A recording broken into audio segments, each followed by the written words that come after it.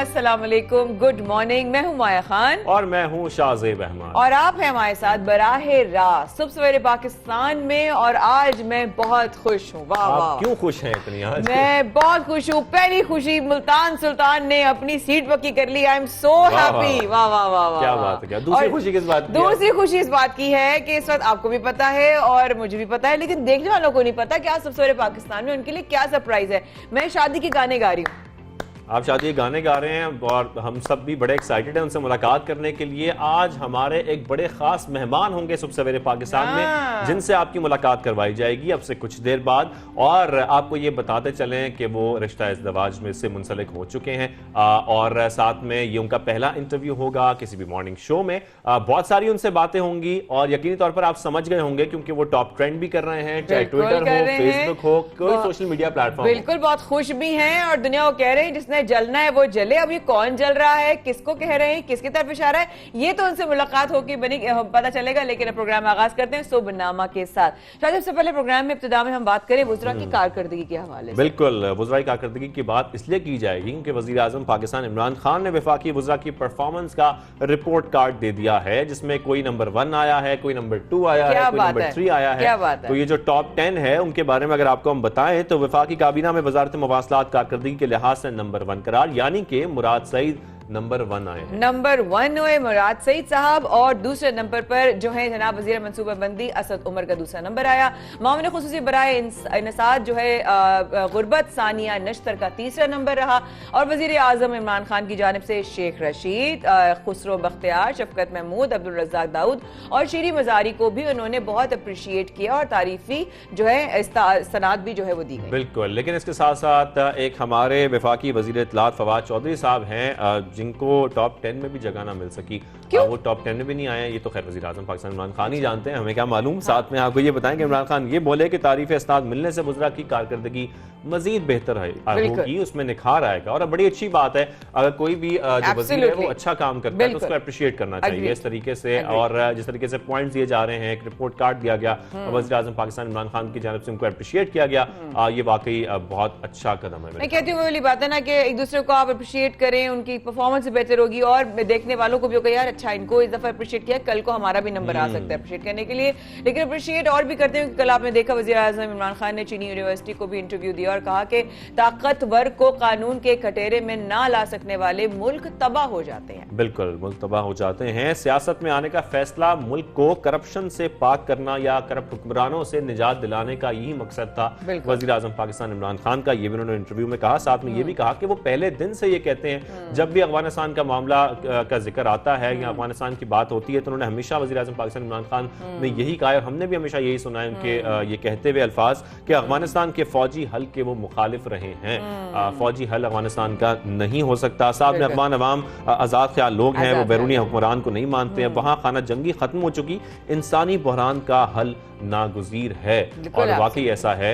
इस पे जो जितनी भी आलमी ताकतें उनको भी ध्यान देना बहुत जरूरी है। अग्रीड। और अगली खबर है हुकूमत ने सेहत कार्ड के बाद तनख्वाहों में 15% इजाफा जो है वो कर दिया है। एक साल में सरकारी मुलाजमीन की आमद मजीद जो है उनकी बढ़ गई है।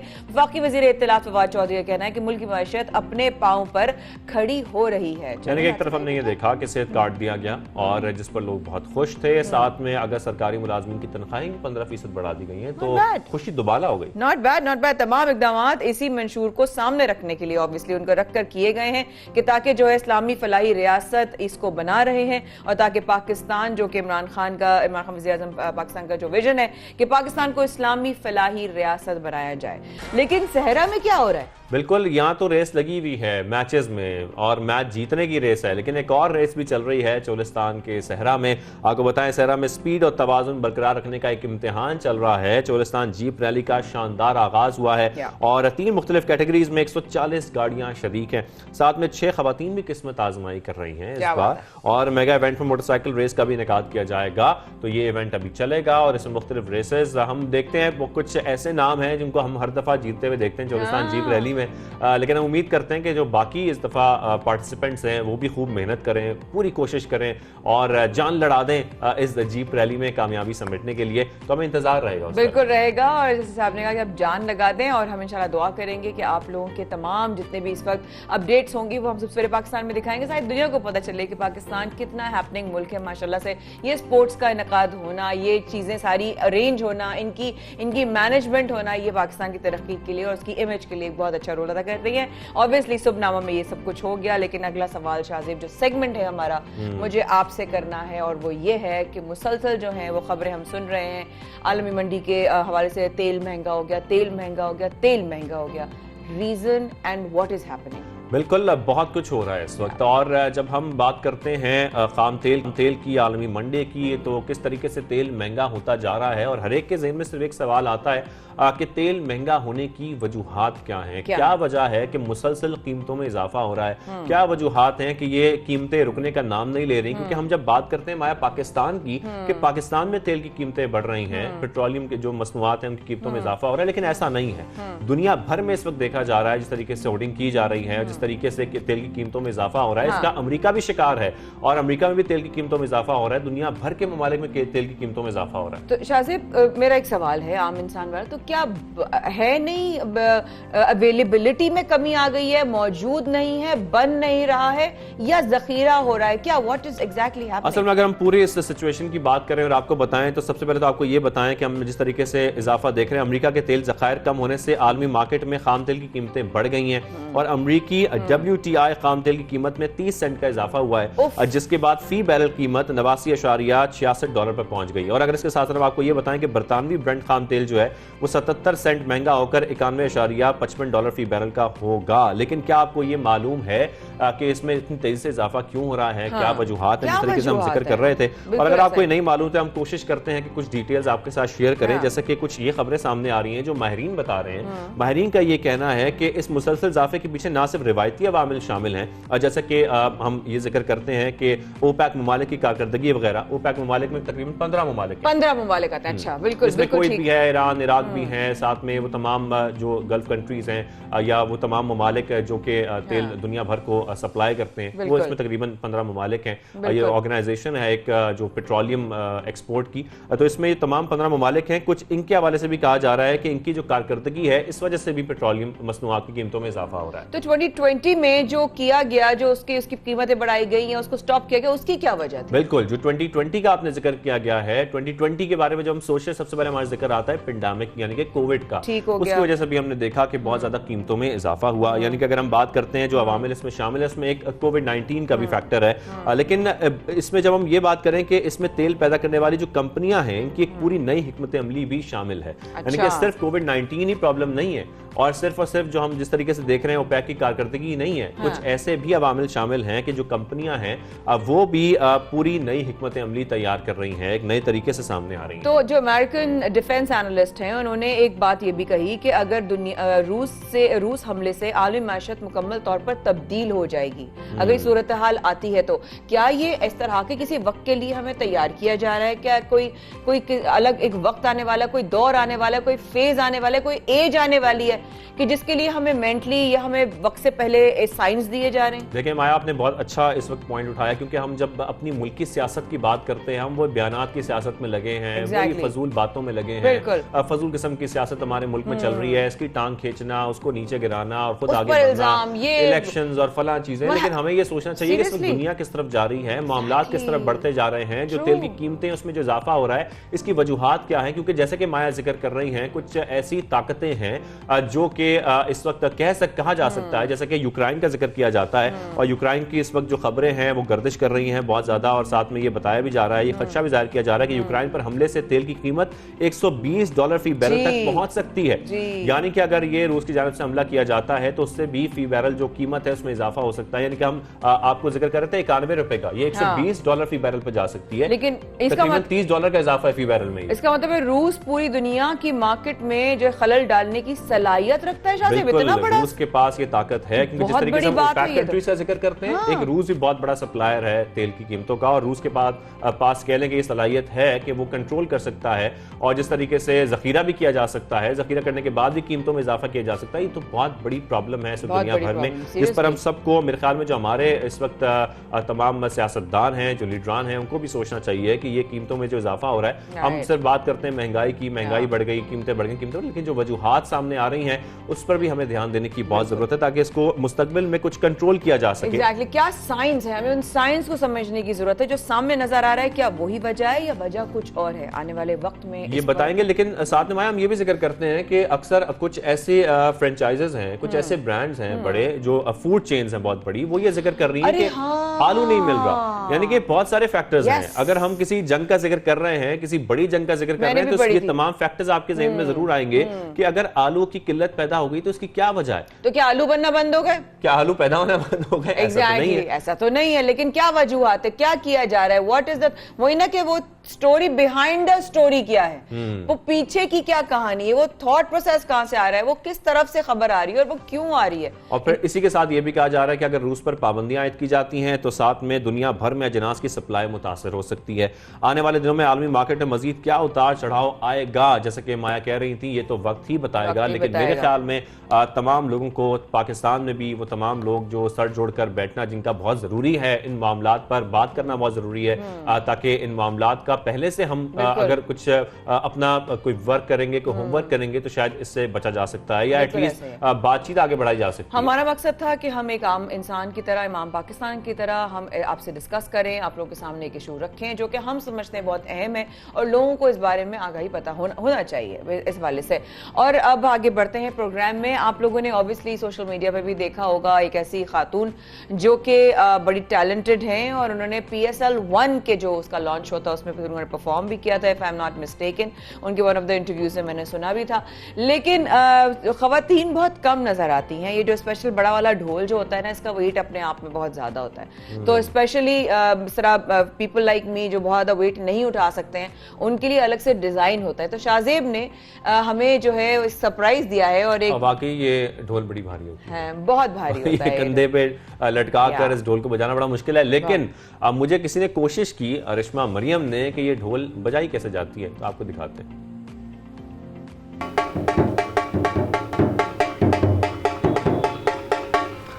वो कहते ने जिन्हें लाहौर नहीं वेख्या और जमिया ही नहीं, पर मैं कहना जिन्हें ढोल नहीं सुनिया वो उन्हें की किता। तो मसला ये है कि ये ढोल बजाना आसान काम नहीं है, इसका इतना वज़न है, इसको बजाना भी मुश्किल है। मैं अपनी पूरी कोशिश कर रहा था, और जब पंजाबी सकाफ़त की बात होती है और जब लाहौर की बात होती है, तो कोई भी शादी ब्याह या कोई भी ऐसा भंगड़ा वो मुकम्मल नहीं होता जबकि इस ढोल की थाप पर रक्स ना हो। तो मैं कोशिश तो कर रहा हूँ बजाने की, लेकिन मुझे नहीं आता, तो मुझे किसी ढोल वाले के पास जाना पड़ेगा जो मुझे सिखा सके। शाहजेब आपसे नहीं होएगा, आप मुझे मेरे बस की बात नहीं है। आपके बस की बात नहीं है ये आज आप रिश्मा हमें सिखाएंगी। रिश्मा कैसी हैं आप? मैं ठीक हूँ, आप कैसे हैं? जरा हमें बताएं ये ढोल बजता कैसे है, कैसे बजाया जाता है? अभी आपको दिखाती हूँ।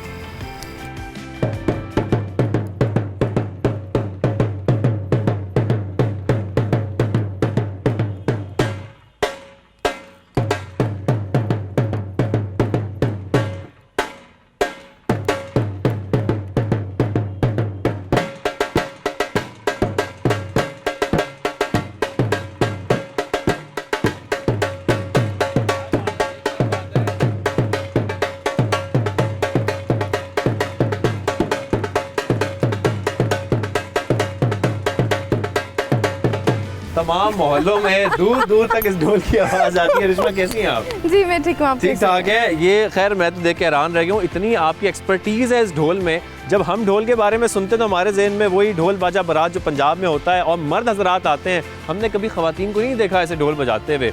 सबसे पहले तो बताइएगा ये आगाज़ कैसे हुआ, ये शौक़ कैसे पैदा हुआ? मुझे डिफरेंट इंस्ट्रूमेंट्स प्ले करने का शौक था, लाइक गिटार, हारमोनियम, कॉन्गो। उसके बाद आई कन्वर्टेड टू ढोल, और जब से मैंने ढोल स्टार्ट किया लोगों को बहुत अच्छा रिस्पांस है। शौक के लिए मैंने सीखा था, लेकिन शौक में मैंने उसको प्रोफेशनली प्ले करना शुरू कर दिया। और देख लें आप सबका रिस्पांस कैसे है। सबका क्या, पूरे पंजाब का रिस्पांस से बहुत बेहतरीन आता है। तो अभी तक बताइएगा क्या मसरूफियत होती है अब, क्योंकि आप बाकायदा प्रोफेशनली अब ढोल बजा रही हैं, तो क्या मुख्तलिफ इवेंट्स भी चल रहे हैं, शोज़ भी चल रहे हैं, क्या कुछ हो रहा है आजकल? अभी रिसेंटली मैंने अपना इंस्ट्रूमेंटल वीडियो जो है वो लॉन्च किया, लिटिल बीट के नाम से, अरिश्मा मरियम के नाम से आपको वो लेतू बीट जो है वो आपको मिल जाएगा इंस्टाग्राम पे, यूट्यूब पे मिल जाएगा।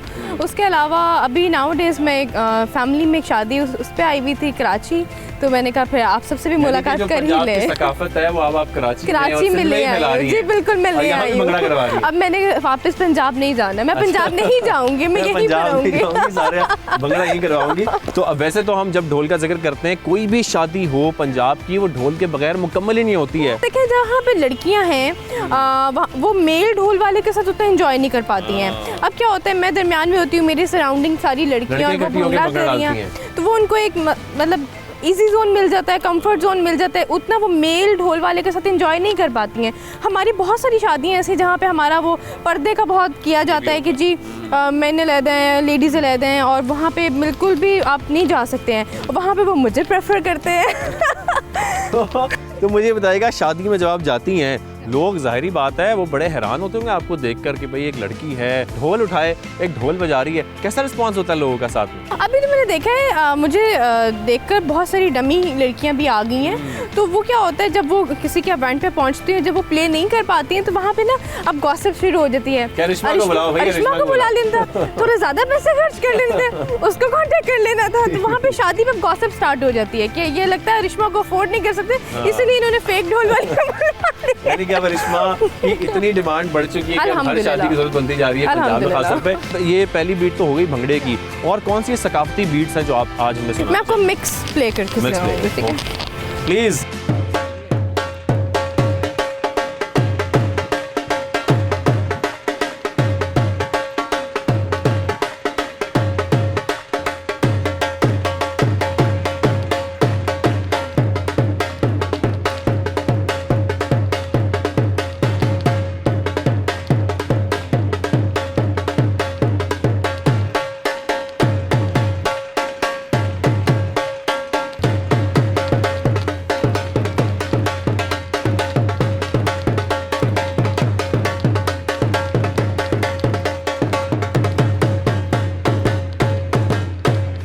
क्या बात है भाई, क्या बात है। और मैं ज़रा चाहूँगा कि ढोल को भी ज़रा फोकस करें, ये इतनी सजावट की हुई है और इस साइड पे बाकायदा तौर पर रिश्मा लिखा हुआ भी है। ये मैं खुद तैयार करती हूँ। मतलब ये ढोल आपकी स्पेसिफिक सिर्फ एक्सक्लूसिवली आपकी, इसकी जो दोनों साइड्स हैं ये मैं खुद से तैयार करती हूँ।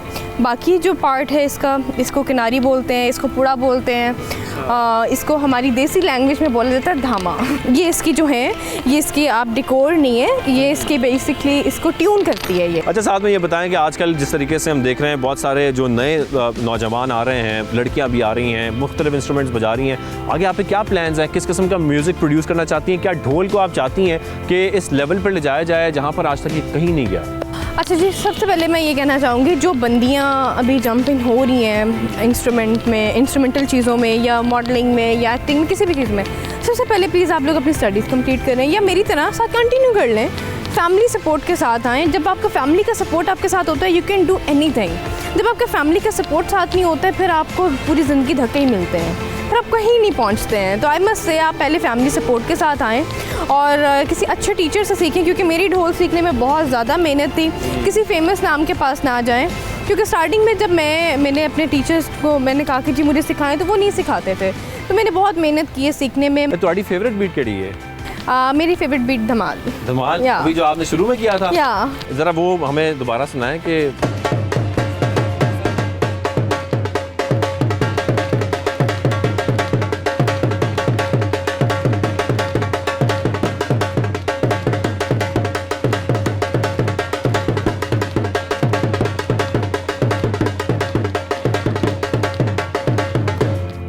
क्या बात है भाई, क्या बात है। तो ये जो ढोल की थाप पर हम भंगड़ा करने की थोड़ी सी कोशिश कर रहे थे, ज़ाहिर है मुझे भी इतना अच्छा भंगड़ा नहीं आता, लेकिन हम जब ये बीट सुनते हैं तो दिल वाकई करता है। तो ये जो बीट है ये सिर्फ पाकिस्तान में या पंजाब में नहीं सुनी जा रही है, आजकल ये सिंध में है, लेकिन ये बाहर के ममालिक में बहुत ट्रैवल कर चुकी हैं। कनाडा की बात करें, दुबई की बात करें, मुख्तलिफ ममालिक, इवन चाइना की बात करें, मतलब पाक चीन दोस्ती जिंदाबाद। आपने जो चीनी है उनको भी सुनाई है जी बिल्कुल। 56 पाकिस्तान चाइना एनिवर्सरी था, मैं मिस्टर शहबाज शरीफ के साथ गई थी चाइना, पंजाब का कल्चर रिप्रेजेंट किया मैंने, और मेरे लिए प्राउड मूवमेंट था कि मैंने पाकिस्तान का कल्चर, पंजाब का कल्चर रिप्रेजेंट किया है, तो बहुत मज़े का इवेंट था वो। और फिर चाइना के अलावा आप कह रही हैं साथ साथ आप दुबई भी आना जाता चलता रहता वो है? On end of wedding events चलते रहते हैं, वेडिंग इवेंट्स तो हर जगह पे है। मतलब आपने जो चाइनीज़ लोग हैं उनको भी अपना फ़ैन बना लिया कि भाई लड़कियाँ भी ढोल बजा सकती हैं। बिल्कुल वो इतने ज़्यादा इम्प्रेस थे कि ये क्या चीज़ है, मतलब डिफरेंट सा कुछ है, उनको बहुत मज़ा आया ढोल सुन के। तो अब हम चलते हैं क्योंकि जो अरिश्मा की ढोल है वो तो हम सुन रहे हैं। अरिश्मा, आखिर में आपकी जो पसंदीदा धुन है जो आप हमें सुनाना चाहती हैं वो सुनाएं,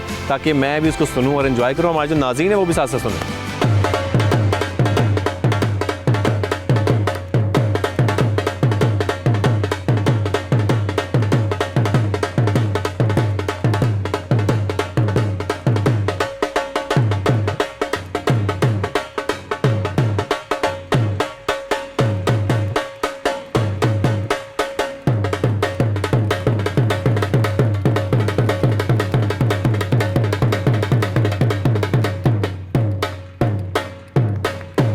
जबरदस्त भाई, क्या भंगड़ा करनी थी? मैं भंगड़ा, मजा आ रहा था, भंगड़ा हो रहा था, ढोल बज रहा था और आपने एंजॉय किया। मैं यहाँ पे भंगड़े डाल रही थी, लेकिन जबरदस्त भाई, क्या जबरदस्त प्ले करती हैं भाई, एक्सपर्ट हो गई हैं, एक्सपर्ट हो गई, एक्सपर्टीज रखती हैं वो ढोल बजाने में। हाँ। लेकिन खैर ये आप लोगों ने एंजॉय कर लिया, एंजॉय भी और ही बहुत कुछ करना है ब्रेक के बाद, उसके लिए आपको थोड़ा सा इंतजार करना है, खास मेहमान भी होंगे साथ। याद रहे कि इस वक्त सोशल मीडिया पे बहुत ज्यादा ट्रेंड कर रहे हैं, लोगों को कह रहे हैं जिसने जलना है जलते जाओ, रिश्ता इज़्दिवाज में एक बार फिर बंधे हैं और बहुत खुश हैं और वीडियोस पूरी सोशल मीडिया पे नजर आ रही हैं। और हमारे शो में वो सबसे पहले आए हैं, उन्होंने वक्त दिया है, लेकिन इस वक्फे के बाद सबसे पाकिस्तान में शाहजेब और माया कर रहे हैं। आपका इंतजार प्लीज कम सुनो।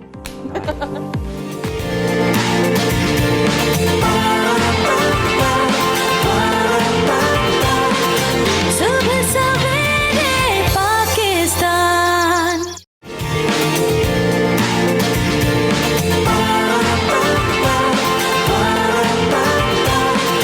सुबह सवेरे पाकिस्तान। वेलकम बैक, आप देख रहे हैं सुबह सवेरे पाकिस्तान, माया खान और शाहजेब अहमद के साथ। क्योंकि एक बार फिर माया बिजी हैं थोड़ी सी चाय पीने में, तो इसलिए मैं आपको ये बताऊं कि खास मेहमान हमें कुछ ही देर में ज्वाइन करने वाले हैं। लेकिन जब खास कोई होता है तो उसके लिए इंतजार तो थोड़ा करना पड़ता है, तो आप लोग इंतजार रखिए, आपको उनसे मुलाकात भी करवाएंगे। लेकिन उससे पहले एक और अहम मामला है जो आपको बताना बहुत जरूरी है, और हम बात कर रहे हैं NICVD की। इस हवाले से जो खबरें सामने आ रही हैं कि कौमी इदारा बराए अमराज क़ल्ब NICVD कराची ने इमरजेंसी के अलावा मुफ्त इलाज रोक दिया है। अब बड़ा मामला है और पता ही चला कि NICVD में इख्तियारी एंजियोप्लास्टी और दिल के ऑपरेशन की अब फीस वसूल की जा रही है। शाहजेब, मेरे ख्याल है फिर जो लोग नहीं अफोर्ड कर पाते या जिनकी ऑब्वियसली माली हालत ऐसी नहीं है कि वो कर पाते, लेकिन उनको इलाज की फौरी जरूरत है, उनके लिए तो बहुत बड़ा मसला हो गया है। बिल्कुल, उनके लिए बहुत अफसोसनाक खबर है, क्योंकि बहुत से लोग यहाँ पर इलाज कराने आते हैं, खासतौर पर जो अमराज क़ल्ब में मुब्तला होते हैं। साथ में इस पूरे मामले पर हमने बात भी करनी है। मुल्क भर से आए मरीजों की मुफ्त इख्तियारी एंजियोप्लास्टी करना मुमकिन नहीं रहा है, लेकिन ये मुमकिन क्यों नहीं रहा, क्यों अब पैसे या फीस वसूल की जा रही है, इस पर बात करने के लिए हमने दावत दी है सुबह सवेरे पाकिस्तान में सरबरा NICVD प्रोफेसर नदीम कमर साहब को। सर, आपको खुशामदीद कहेंगे सुबह सवेरे पाकिस्तान में। सबसे पहले तो बताइएगा सर, ये जो एंजियोप्लास्टी है, क्या वाकई इसका जो मुफ्त ऑपरेशन है वो अब रोक दिया गया है और इसकी वजूहात क्या है? नहीं, इस किस्म की भाई कोई नहीं है। ऐसे हो ही नहीं सकता कभी कि NICVD अपना मुफ्त की जो उसका इलाज है वो बंद करे किसी भी चीज़ का। इस किस्म की कोई बात नहीं है। अच्छा। मैंने जो बात कही थी वो मैं पब्लिक अवेयरनेस के लिए करना चाहता हूँ। मैं थोड़ा सा आपको समझाना चाहता हूँ कि मसला क्या है। देखिए, बात ये है कि जो एंजियोप्लास्टी है उसके फ़वाइद क्या क्या हैं, कहाँ कहाँ हमको करनी चाहिए, इस पे हमें गाइडलाइंस देते हैं हमारे जो इंटरनेशनल एक्सपर्ट्स होते हैं। वो एक अमेरिकन कॉलेज और अमेरिकन हार्ट एसोसिएशन की गाइडलाइंस आती हैं, और इसके अलावा बड़ी रिसर्च के बाद ये चीज़ें डिसाइड होती हैं। अब जो फ़ायदा है एंजियोप्लास्टी का वो सिर्फ दो चीज़ों में है। एक, अगर किसी को हार्ट अटैक हो रहा है तो हार्ट अटैक के दौरान अगर एंजियोप्लास्टी की जाए, जिसको हम प्राइमरी एंजियोप्लास्टी कहते हैं, तो उससे इंसान की ज़िंदगी बच सकती है, जिसमें हम कहते हैं कि जी उनको सर्वाइवल बेनिफिट है। अच्छा, या अगर कोई अनस्टेबल एंजाइना का पेशेंट है, यानी कि जिसमें हार्ट अटैक दरवाजे पे दस्तखत दे रहा है, और उसी दौरान अगर आप उसकी एंजियोप्लास्टी कर देते हैं तो फिर भी वहाँ पे सर्वाइवल बेनिफिट है। इसका मतलब है कि पेशेंट की ज़िंदगी बच सकती है। बाकी जो तीसरा जो एस्पेक्ट है जिसको हम स्टेबल एंजाइना कहते हैं, यानी किसी इंसान को चलने फिरने में तकलीफ हो रही है, तो उसमें कह रहे हैं अभी डाटा साफ है कि दवाइयों का भी वही रोल है, वही असर है जो एंजियोप्लास्टी का है। तो ये स्टेबल एंजाइना में अब एंजियोप्लास्टी रोल जो है वो खत्म होता जा रहा है। इसमें मैं थोड़ा एक्सप्लेन कर रहा हूँ, एक सेंटेंस और कहूँगा। देखिए बात ये है कि अच्छा, उसमें स्टेबल एंजाइना में कहाँ पे एंजियोप्लास्टी का रोल है, वो ये कहते हैं कि अगर दवाइयाँ आपने मुकम्मल तौर पर इस्तेमाल की हैं और इसके बावजूद पेन कंट्रोल नहीं हो रहा, तो फिर आप एंजियोप्लास्टी कर सकते हैं। तो हम ये कह रहे हैं यहाँ पे कि हमने जो सिस्टम बनाया है उसमें जो प्राइमरी एंजियोप्लास्टी है, जब हार्ट अटैक के साथ आता है या अनस्टेबल एंजाइना के साथ, उसका कोई भी हम उसको फौरी तौर पे कर देते हैं, किसी किस्म का कोई पैसा खर्च नहीं होता। हम किसी चीज़ पे पैसे नहीं खर्च करते, मरीज से नहीं लेते। लेकिन अगर स्टेबल एंजाइना का पेशेंट है और वो उसने मैक्सिमम दवाइयाँ ले ली हैं, तो फिर हमने एक हार्ट टीम बनाई हुई है जो कार्डियोलॉजिस्ट और कार्डियक सर्जन्स पे वो उसमें शामिल होते हैं। फिर वो ये डिसाइड करते हैं। जी सर एक सवाल इजाजत से। आपने जैसे कि पहले ही सवाल के जवाब में फौरन आपने उसको डिनाई कर दिया कि ऐसा कुछ नहीं है। शायद में से सवाल किया कि ऑपरेशन रोक दिया गया है, ऐसा कुछ है, आपने कहा ऐसा कुछ नहीं है। तो मेरा उसी से जुड़ा हुआ सवाल, और अगर आप थोड़ा सा उसको और बता दीजिएगा कि अगर किसी को आपने कहा कि जो बेसिक्स है उस पर हो सकता है, उसको मजीद उसके इलाज जो है वो तकलीफ से रुक सकता है, तो अगर किसी को दिल का दौरा पड़ता है तो क्या उसका मुफ्त इलाज होगा? बस जरा ये बता दीजिएगा। बिल्कुल 100% दिल के दौरे का जो पेशेंट आता है हार्ट अटैक के साथ NICVD के सिस्टम में, वो फौरी तौर पे उसकी एंजियोप्लास्टी की जाती है और उसका किसी चीज का कोई चार्ज नहीं है। इन चीजों से NICVD कुछ नहीं देता।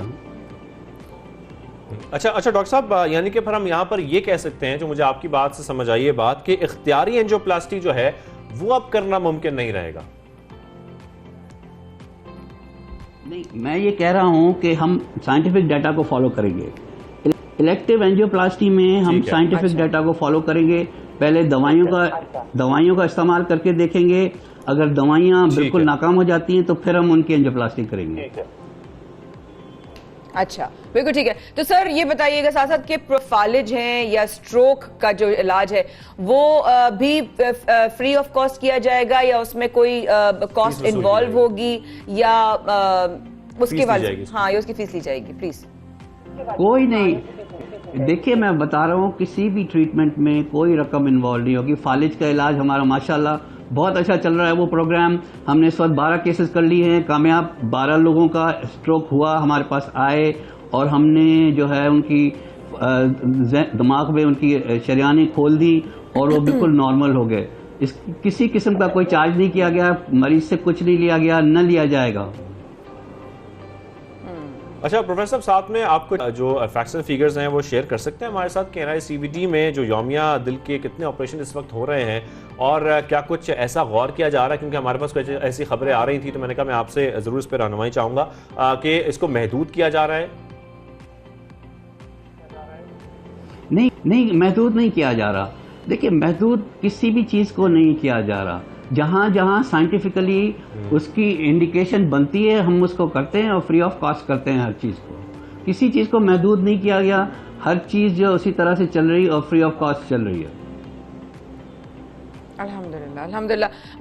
आपने कहा कि हर चीज फ्री ऑफ कॉस्ट चल रही है, वैसे ही स्मूथ भी चल रही है, और डेफिनेटली जो है आपने गारंटी भी दे दी। आपका आना वाकई में बहुत जरूरी था इस मामले पे आना, ताकि लोगों की कोई भी एम्बिग्विटी है, कोई कंफ्यूजन है, वो क्लियर हो जाए।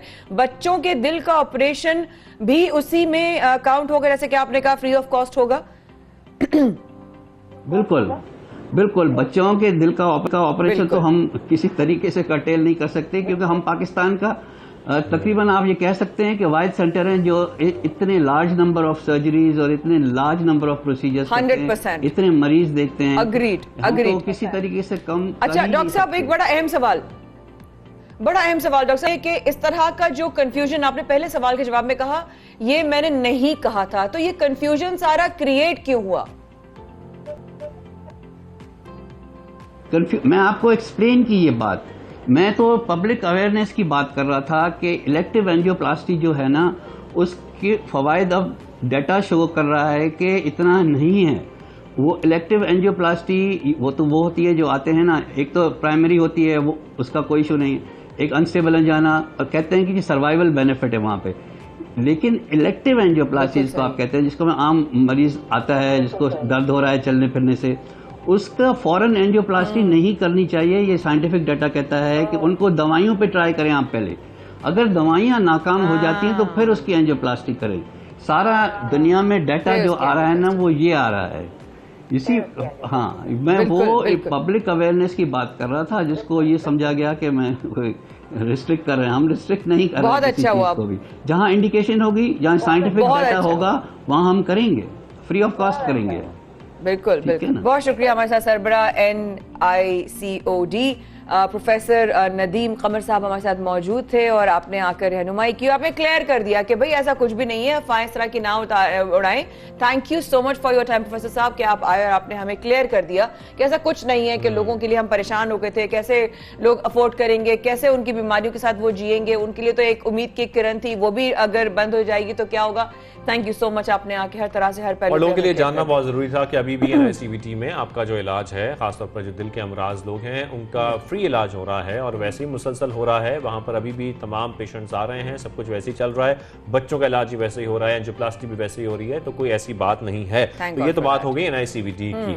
लेकिन साथ में हम जिस तरीके से मुल्क की खारजा पॉलिसी की बात करते हैं, एक बेहतरीन खारजा पॉलिसी की बात करते हैं, तो आज हम कुछ इसका जिक्र करेंगे और इस तरफ आएंगे कि पाकिस्तान के मुख्तलिफ ममालिक से ताल्लुकात जो हैं वो मुसलसल मजबूत हो रहे हैं। और हम देख भी रहे हैं, जब वज़ीर आज़म पाकिस्तान इमरान खान दौरे करते हैं तो इस बात की ये दलील है कि हमारे जो ताल्लुकात हैं मुख्तलिफ ममालिक के साथ बहुत बेहतर हैं, बेहतरीन होते जा रहे हैं। साथ में गुज़िश्ता रोज़ वज़ीर ख़ारजा शाह महमूद कुरैशी की मिस्री सफ़ीर से भी मुलाकात हुई है, जिसमें उन्होंने ये कहा है कि मिस्र खित्ते का एक अहम मुल्क है और इसका इस्तेहकाम और तरक्की खित्ते में अमन और खुशहाली के लिए नागुज़ीर है। ज़बरदस्त। आई जस्ट बिलीव, जैसे कि आपने कहा कि जब ये दौरा होते हैं इस तरह के, और ऑब्वियसली जब पाकिस्तान के साथ दीगर ममालिक का जो रिलेशनशिप है, कोई भी अंडरस्टैंडिंग है, चाहे वो प्रोफेशनल हो, चाहे वो इमोशनल हो, चाहे वो किसी भी लेवल पर हो, लेकिन अगर वो ताल्लुकात और मजबूत होते हैं तो वो दुनिया के सामने एक मिसाल आती है कि Pakistan is much more than people know about it. बिल्कुल। और जैसे कि रूस की जानिब से भी हम देख रहे हैं, रूस के सदर ने भी वज़ीर आज़म पाकिस्तान इमरान खान को दावत दी है और कुछ तवक्को भी की जा रही है कि बहुत जल्द वज़ीर आज़म पाकिस्तान रूस का भी दौरा करेंगे। लेकिन अभी उन्होंने जो वज़ीर आज़म पाकिस्तान इमरान खान ने, उन्होंने चीन का दौरा किया है, जिस हवाले से बहुत सारी खबरें भी सामने आई, जिस तरीके से वहाँ पर उनकी मुलाकातें हुई और मुख्तलिफ जो बातें थी, जो खबरें थी, वो सामने आ रही थी। साथ में आपको ये बताएं कि वज़ीर ख़ारजा शाह महमूद कुरैशी की, जैसे कि हमने आपको बताया कि मिस्री सफ़ीर से मुलाकात हुई है और इस मिस्री सफ़ीर ने वज़ीर ख़ारजा का शुक्रिया भी अदा करते हुए पाकिस्तान और मिस्र के दरमियान दो तरफ़ा ताल्लुकात के फ़रोग़ के लिए अपने हर मुमकिन ताउन का यकीन भी है, जो कि बड़ी खुशाइंद बात है। साथ ही आपको ये बताएं कि वज़ीर आज़म इमरान खान रूस का दौरा भी करने वाले हैं, जैसे कि हमने जिक्र किया, बहुत जल्द इस हवाले से भी खबरें कुछ सामने आएंगी। तो ये तो हमने आपको खबरें दी पाकिस्तान की बेहतरीन खारजा पॉलिसी के हवाले से।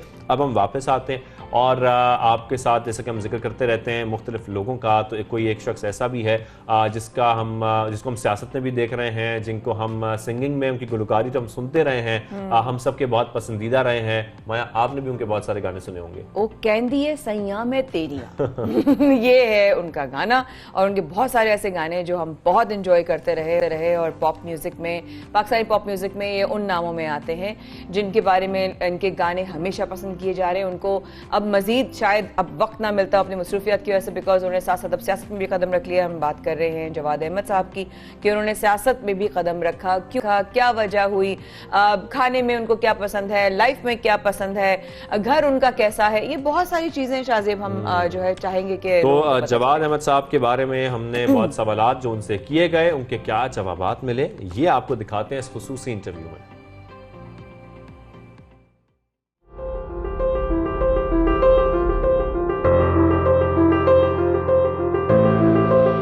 अस्सलाम वालेकुम जवाद साहब, कैसे मिजाज हैं? वालेकुम अस्सलाम, मैं बिल्कुल खैरियत से हूँ। जवाद साहब, स्मॉग में गार्डन में बैठ के अखबार पढ़ना रोज आपका यही शेड्यूल होता है? असल में आज आपने मुझे कहा कि आपने लॉन में रिकॉर्डिंग करनी है। मेरे घर में लॉन नहीं है। करोड़ों पाकिस्तानियों की तरह मैं इसी तरह रहता हूँ और इसी में खुश हूँ। अक्सरियती आबादी पाकिस्तान की ऐसी ही है। तो मैं फिर अपने नेबर्स में आया, इधर इनका लॉन है, मैं यहाँ पे अखबार पढ़ रहा था तो बड़ा अच्छा लगा, आपसे मुलाकात हुई आज। जवाद साहब, नाश्ते में क्या पसंद है?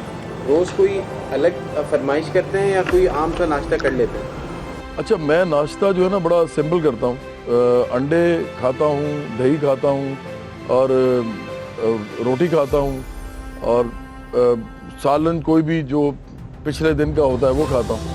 बड़ा सिंपल सा नाश्ता है, कभी कभी सलाद भी खा लेता हूँ। तो वो उस तरह का नाश्ता नहीं है वो जो एक बड़ा लाहौरी नाश्ता होता है ना, मुरगन किस्म का। एक ज़माने में बहुत ज़्यादा करते थे लेकिन अब थोड़ा सा ख्याल करते हैं सेहत के हवाले से। जवाद साहब, बिरयानी या पाए? पाए, अगर अच्छे पके हों तो। मगर सिर्फ पाए ही क्यों, बिरयानी क्यों नहीं? नहीं, बिरयानी भी, मैं तो बहुत ज़्यादा चावल का शौकीन हूँ लेकिन चूंकि अब आपने दो चीज़ें ऐसी बोली हैं, बिरयानी में खाता रहता हूँ, पाए मैं स्पेशली खसूसी तौर पे खाता हूँ, तो वो थोड़ी सी एक नॉवेल्टी आ जाती है। हमने अक्सर गुलकारों से मुताल्लिक सुना है कि इनकी सुबह का आगाज़ रियाज से होता है, क्या आप भी ऐसे ही करते हैं या गुलकारी को खैर बात कह चुके? नहीं, मैंने कभी भी रियाज नहीं किया। मैं कोई ऐसा बड़ा कोई ट्रेंड सिंगर भी नहीं हूँ। वो तो लोगों ने प्यार दे दिया, लोगों ने इतना मतलब ख्याल किया मेरा, तो कहते हैं ना रोज़ी रोटी भी अच्छी चल पड़ी और नाम भी हो गया।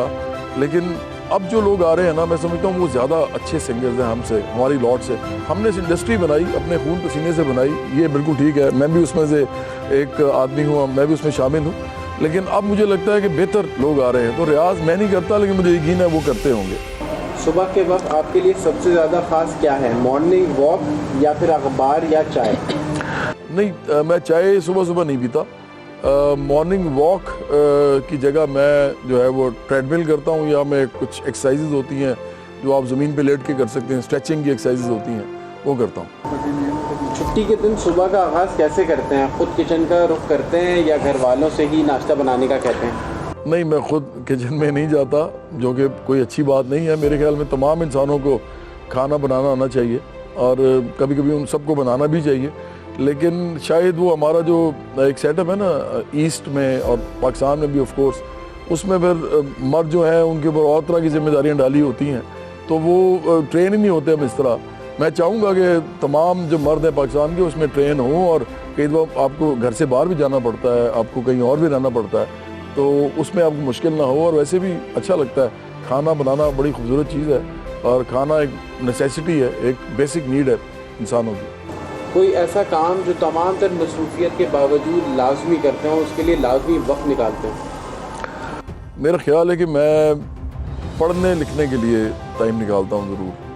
किताब कोई ना कोई पढ़ने के लिए, या इंटरनेट पे अगर मैं जाऊँ तो उधर भी मैं कोई ऐसी किताबें ढूंढता हूँ, ऐसी तहरीरें ढूंढता हूँ जिससे मुझे कुछ सीखने को मिले। और ख़ास तौर पे मेरा जो पॉलिटिकल इकोनॉमी है, मेरा सब्जेक्ट है, मैं उसमें ज़्यादा। मैंने देखा सुबह सुबह आपने आते ही अपने तमाम लोगों के साथ मीटिंग की, दाल में कुछ काले तो नहीं है? मीटिंग के डिस्कशन पॉइंट शेयर कर सकते हैं?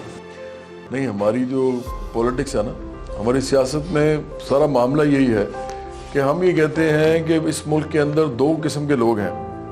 एक वो 1 या 2% लोग हैं जो कि खरबपति अरबपति लोग हैं और उनके ही नुमाइंदे, या वो खुद सियासत में हैं और वो पार्लियामेंट में हमारे लिए जाके हमें कहते हैं कानून साजी कर रहे हैं, जबकि वो नहीं कर रहे। इसीलिए महंगाई है, गुर्बत है, इसीलिए बेरोज़गारी है, इसीलिए तालीम नहीं मिलती किसी को, इसीलिए इलाज नहीं मिलता करोड़ों पाकिस्तानियों को। और हम ये कहते हैं कि इसका तोड़ सिर्फ एक है कि एक ऐसी सियासत खड़ी की जाए जो 74 साल में नहीं हुई पाकिस्तान में, कि आम लोगों की एक पार्टी बनाई जाए। तो बराबरी पार्टी पाकिस्तान चूँकि इस तरह की एक पार्टी है तो हमें मीटिंग्स बहुत करनी पड़ती हैं। ये बड़ा आसान काम नहीं है, कोई मुश्किल काम है, थोड़ा सा लंबा काम भी है, शायद चंद साल लग जाएंगे, लेकिन हमें यकीन है कि हम एक इतनी बड़ी पार्टी तामीर कर लेंगे जिसमें आम लोग जो हैं ना सिर्फ सियासत करें बल्कि आखिरकार वो इस मुल्क की बागडोर भी संभालें। रोज सुबह आपका यही स्केड्यूल होता है या फिर आज खास तौर पे हमारे लिए आप ऑफिस आए हैं और मीटिंग की है? नहीं, रोज़ यही स्केड्यूल होता है। असल में मेरा ये नहीं पता होता मैं कब आऊँगा ऑफिस, लेकिन ऑफिस तो लग जाता है टाइम पे, और जब मैं आता हूँ तो मीटिंग स्टार्ट होती हैं। उसमें फिर और कोई काम हम करते नहीं हैं, क्योंकि मेरा जो काम ज़्यादातर होता है वो यही होता है कि पार्टी की जो पॉलिसी है, पार्टी की जो विज़न है, वो अपने इर्द गिर्द जो मेरे बहुत ही क्लोज़ कॉलीग्स हैं उनके साथ डिस्कशन करूं और फिर हम उसको इम्प्लीमेंट करें, हम उसको ऑपरेशंस में ट्रांसलेट करें। तो इसलिए मीटिंग्स मुझे करनी पड़ती हैं काफ़ी। गुलूकारी से सियासी मैदान तक का ये सफ़र जवाद अहमद के लिए कितना मुश्किल था? देखिए, ये तो मुझे करना ही था। मेरे घर वाले भी जानते थे, मेरे दोस्त भी जानते थे, मेरे बैंड मेंबर्स भी जानते थे, चंद रिश्तेदार जो क्लोज थे वो भी जानते थे कि मैंने सियासत ही करनी है। बल्कि मैंने तो मौसीकी को अच्छा तो नहीं लगता कहते हुए, क्योंकि मौसीकी बड़ी खूबसूरत चीज़ है, इसने मुझे बहुत कुछ दिया है इस मुल्क के अंदर, बड़ी इज़्ज़त दी है, बड़ा प्यार दिया। लेकिन मैंने इसको इस्तेमाल किया था ताकि मैं मशहूर हो सकूं, शोहरत हासिल कर सकूं। आखिरकार मैंने सियासत ही करनी थी, तो इसलिए ये तो चूँकि करना ही यही था, तो ये सफ़र जो है बड़ा नेचुरल सा था, तो फिक्री सा था। मुलाकात कराई जवाद अहमद साहब से आप उनकी सियासी और उनकी पर्सनल लाइफ के बारे में। लेकिन जहाँ पर्सनल लाइफ की बात होती है, बहुत देर से हम जिक्र कर रहे हैं और ऑब्वियसली अब बता देना चाहिए, मेरा ख्याल है। शाहजेब, आप नाम बताइए तो मैं बताती हूँ। बिल्कुल, हम बड़े खास मेहमान का जिक्र कर रहे हैं जो इस वक्त सोशल मीडिया पर जिनकी खबरें गर्दिश कर रही हैं, लोग कुछ तनकीद भी कर रहे हैं, मिला जुला रद्द-ए-अमल सामने आ रहा है, उनसे बहुत सारे सवालात करने हैं। लेकिन हम उनकी इज्जत करते हैं हमेशा। उन्होंने अपने पास भी जब बुलाया, मुझे हमेशा बहुत इज्जत दी और अपनी खुशी हमसे शेयर करने आए। अब ये नहीं पता अभी तक कि वो अकेले आए हैं या किसी के साथ आए हैं। इसके लिए रहना पड़ेगा आपको हमारे साथ। मिलते हैं इस वक्फे के बाद सवेरे पाकिस्तान में। शाहजेब अहमद, माया खान कर रहे हैं आपका इंतजार।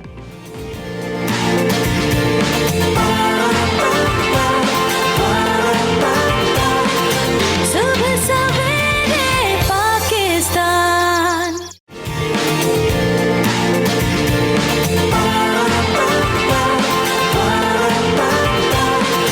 सुबह सवेरे पाकिस्तान। Welcome back. आप देख रहे हैं सुबह सवेरे पाकिस्तान, माया खान और शाहजेब अहमद के साथ। जैसा कि प्रोग्राम के आगाज में, बीच में और आगे बढ़ते हुए हम मुसलसल जिक्र करते रहे हैं एक खास मेहमान का जो आज हमें ज्वाइन कर चुके हैं स्टूडियो में, और माया मुसलसल उस तरफ ही देख रही हैं तो उनसे हम मुलाकात आपकी भी करवाएंगे। और उनके बारे में अगर थोड़ी सी बात की जाए तो उनको कौन नहीं जानता, और सोशल मीडिया पर इस वक्त अगर कोई खबर नजर आ रही है तो सिर्फ इसी शख्स की खबर नजर आ रही है। मुझे लगता है ज्यादा ही जानते हैं। तो इस्लामिक स्कॉलर भी हैं, मेजबान भी हैं, टीवी एंकर भी हैं, सियासतदान भी हैं, कौन इनको नहीं जानता। और आप सब लोग भी बेसब्री से यकीनी तौर पर इंतजार कर रहे होंगे इनसे मुलाकात करने के लिए। तो हम आपकी मुलाकात कराने जा रहे हैं डॉक्टर आमिर लियाकत हुसैन से। अस्सलाम वालेकुम, कैसे हैं आप? वालेकुम अस्सलाम वरहमतुल्लाहि वबरकातुहू। खैरियत से? आप अकेले आ गए? बस वो अकेला में नहीं आया, मैं जाने पे मंजिल अकेला चला था, लेकिन एक हाथी के साथ और काफिला अभी तक बना नहीं, लेकिन बन गया। काफिला नहीं बना। मेरा कहने का मकसद ये है कि भाभी को साथ नहीं लाए हमारे शो में। साथ नहीं लाया हूँ, लेकिन ये कि साथ है, साथ है। वाह वाह वाह वाह। यानी कि हम उनसे मुलाकात कर सकते हैं। बिल्कुल कर सकते हैं। मुलाकात जाहिर है कि मुलाकात का वक्त है आपका करने का। मुलाकात तो आप सब लोग को भी इंतजार है भाभी से मुलाकात करने का, तो हम आपकी मुलाकात करवाते हैं दुल्हनिया से जिनका ताल्लुक लोधरा से है, और दुल्हा के साथ जो दुल्हन है वो भी हमारे शो में पहुंच चुकी हैं, हमारे साथ मौजूद हैं। हम उनको भी खुशामदीद कहते हैं। अस्सलाम वालेकुम सैयदा दानिया शाह, कैसी हैं आप? वालेकुम सलाम, ठीक। मुबारक हो, सबसे पहले तो मुबारक हो, मुबारक हो, मुबारक हो भाई। आप दोनों को बहुत बहुत मुबारक की शादी की, और यकीनी तौर पर जो मुबारकबाद का सिलसिला है आमिर भाई वो तो चल रहा होगा। नहीं बिल्कुल चले। आप दोनों का पहले तो शुक्रिया। माया तो हमेशा मेरे साथ रही है, वैसे भी माया मेरे पास ही रहती है। दूसरी जो माया है, तो माया एक जंजाल भी है, और एक माया एक जाल भी है, और एक माया मोहब्बत और प्यार का रिश्ता भी है। और शाहजेब से कभी मेरे ताल्लुक अच्छे रहे नहीं, लेकिन आपसे हम अच्छे होते हैं। लेकिन देखिए, आप शाहजेब अलग है, कुछ शाहजेब कोई और भी है, प्यारा शाहजेब, बाकी शाहजेब तो ऐसी है। तो ये कि आपसे बड़ी मोहब्बत है और प्यार है, आपको हमेशा देखता रहूं। तो आप दोनों का पहले से बहुत शुक्रिया। और बस ये लोधरा से सफर शुरू हुआ है, दो महरूम कौमें मुहाजिर और असराई की एक साथ मिलेंगी, दोनों का सुबह नहीं है। दोनों का सुबह नहीं है। सबसे है। पहले तो हम सबकी तरफ से डॉक्टर साहब बहुत मुबारकबाद आने के लिए। ऑब्वियसली आपकी रूटीन है, फिर ड्राइव भी कर रहे हैं, फिर सियासी भी, और नई इंसान इस दवा मतलब एक अलग मसरूफियत होती है, अलग रूटीन होता है। सबसे पहले तो मुबारकबाद के साथ साथ हमने तो दे दी, लेकिन हर तरह की मुबारकबाद आ रही है। ये क्या हो रहा है भाई? 25 करोड़ आवाम की तरफ से किसी भी मुबारकबाद मिल रही है। एग्जैक्टली। देखिए, असल में हो कुछ अंदर रहा है किसी के, अच्छा। तो वो बाहर निकालना चाहता है, अब उसी तरह की मुबारकबाद देता है। किसी एक की? किसी एक के कुछ लोगों को कुछ हो ही नहीं रहा ना, किसी का कुछ हो रहा है, किसी का कुछ हुआ था लेकिन वो सही नहीं हुआ था, और किसी का कुछ होने वाला है वो भी परेशान है कि क्या होने वाला है। अच्छा, किसी का कुछ ऐसा हुआ था कि वो चाहते हैं कि दोबारा हो जाए इस तरह से, लेकिन जिसका हुआ था वो दोबारा होना नहीं चाहता। अच्छा, जिसका हुआ नहीं था वो चाहता है कि फिर हो जाए और ये वही वाला हो जो हमने पहले किया था। तो जिसके अंदर जो भी हो रहा है वो पता नहीं क्या हो रहा है, लेकिन हो रहा है। ये सारी जो मुबारक बातें हैं, ये सारा जो सिलसिला आपने जिक्र किया, इस पर हम बात करेंगे। पहले तो सबसे पहले ये बताएं, भाभी से मुलाकात कहाँ हुई, कैसे हुई, कब हुई, और ये मुलाकात का जो पूरा अहवाल है। 28 मिनट की मुलाकात थी। अच्छा। और ना 28 दिनों का अफेयर था, ना इससे पहले कोई और बात थी। मैं लोधरा गया था और लोधरा में एक तकरीब थी, वहाँ महफिल मिलाद थी।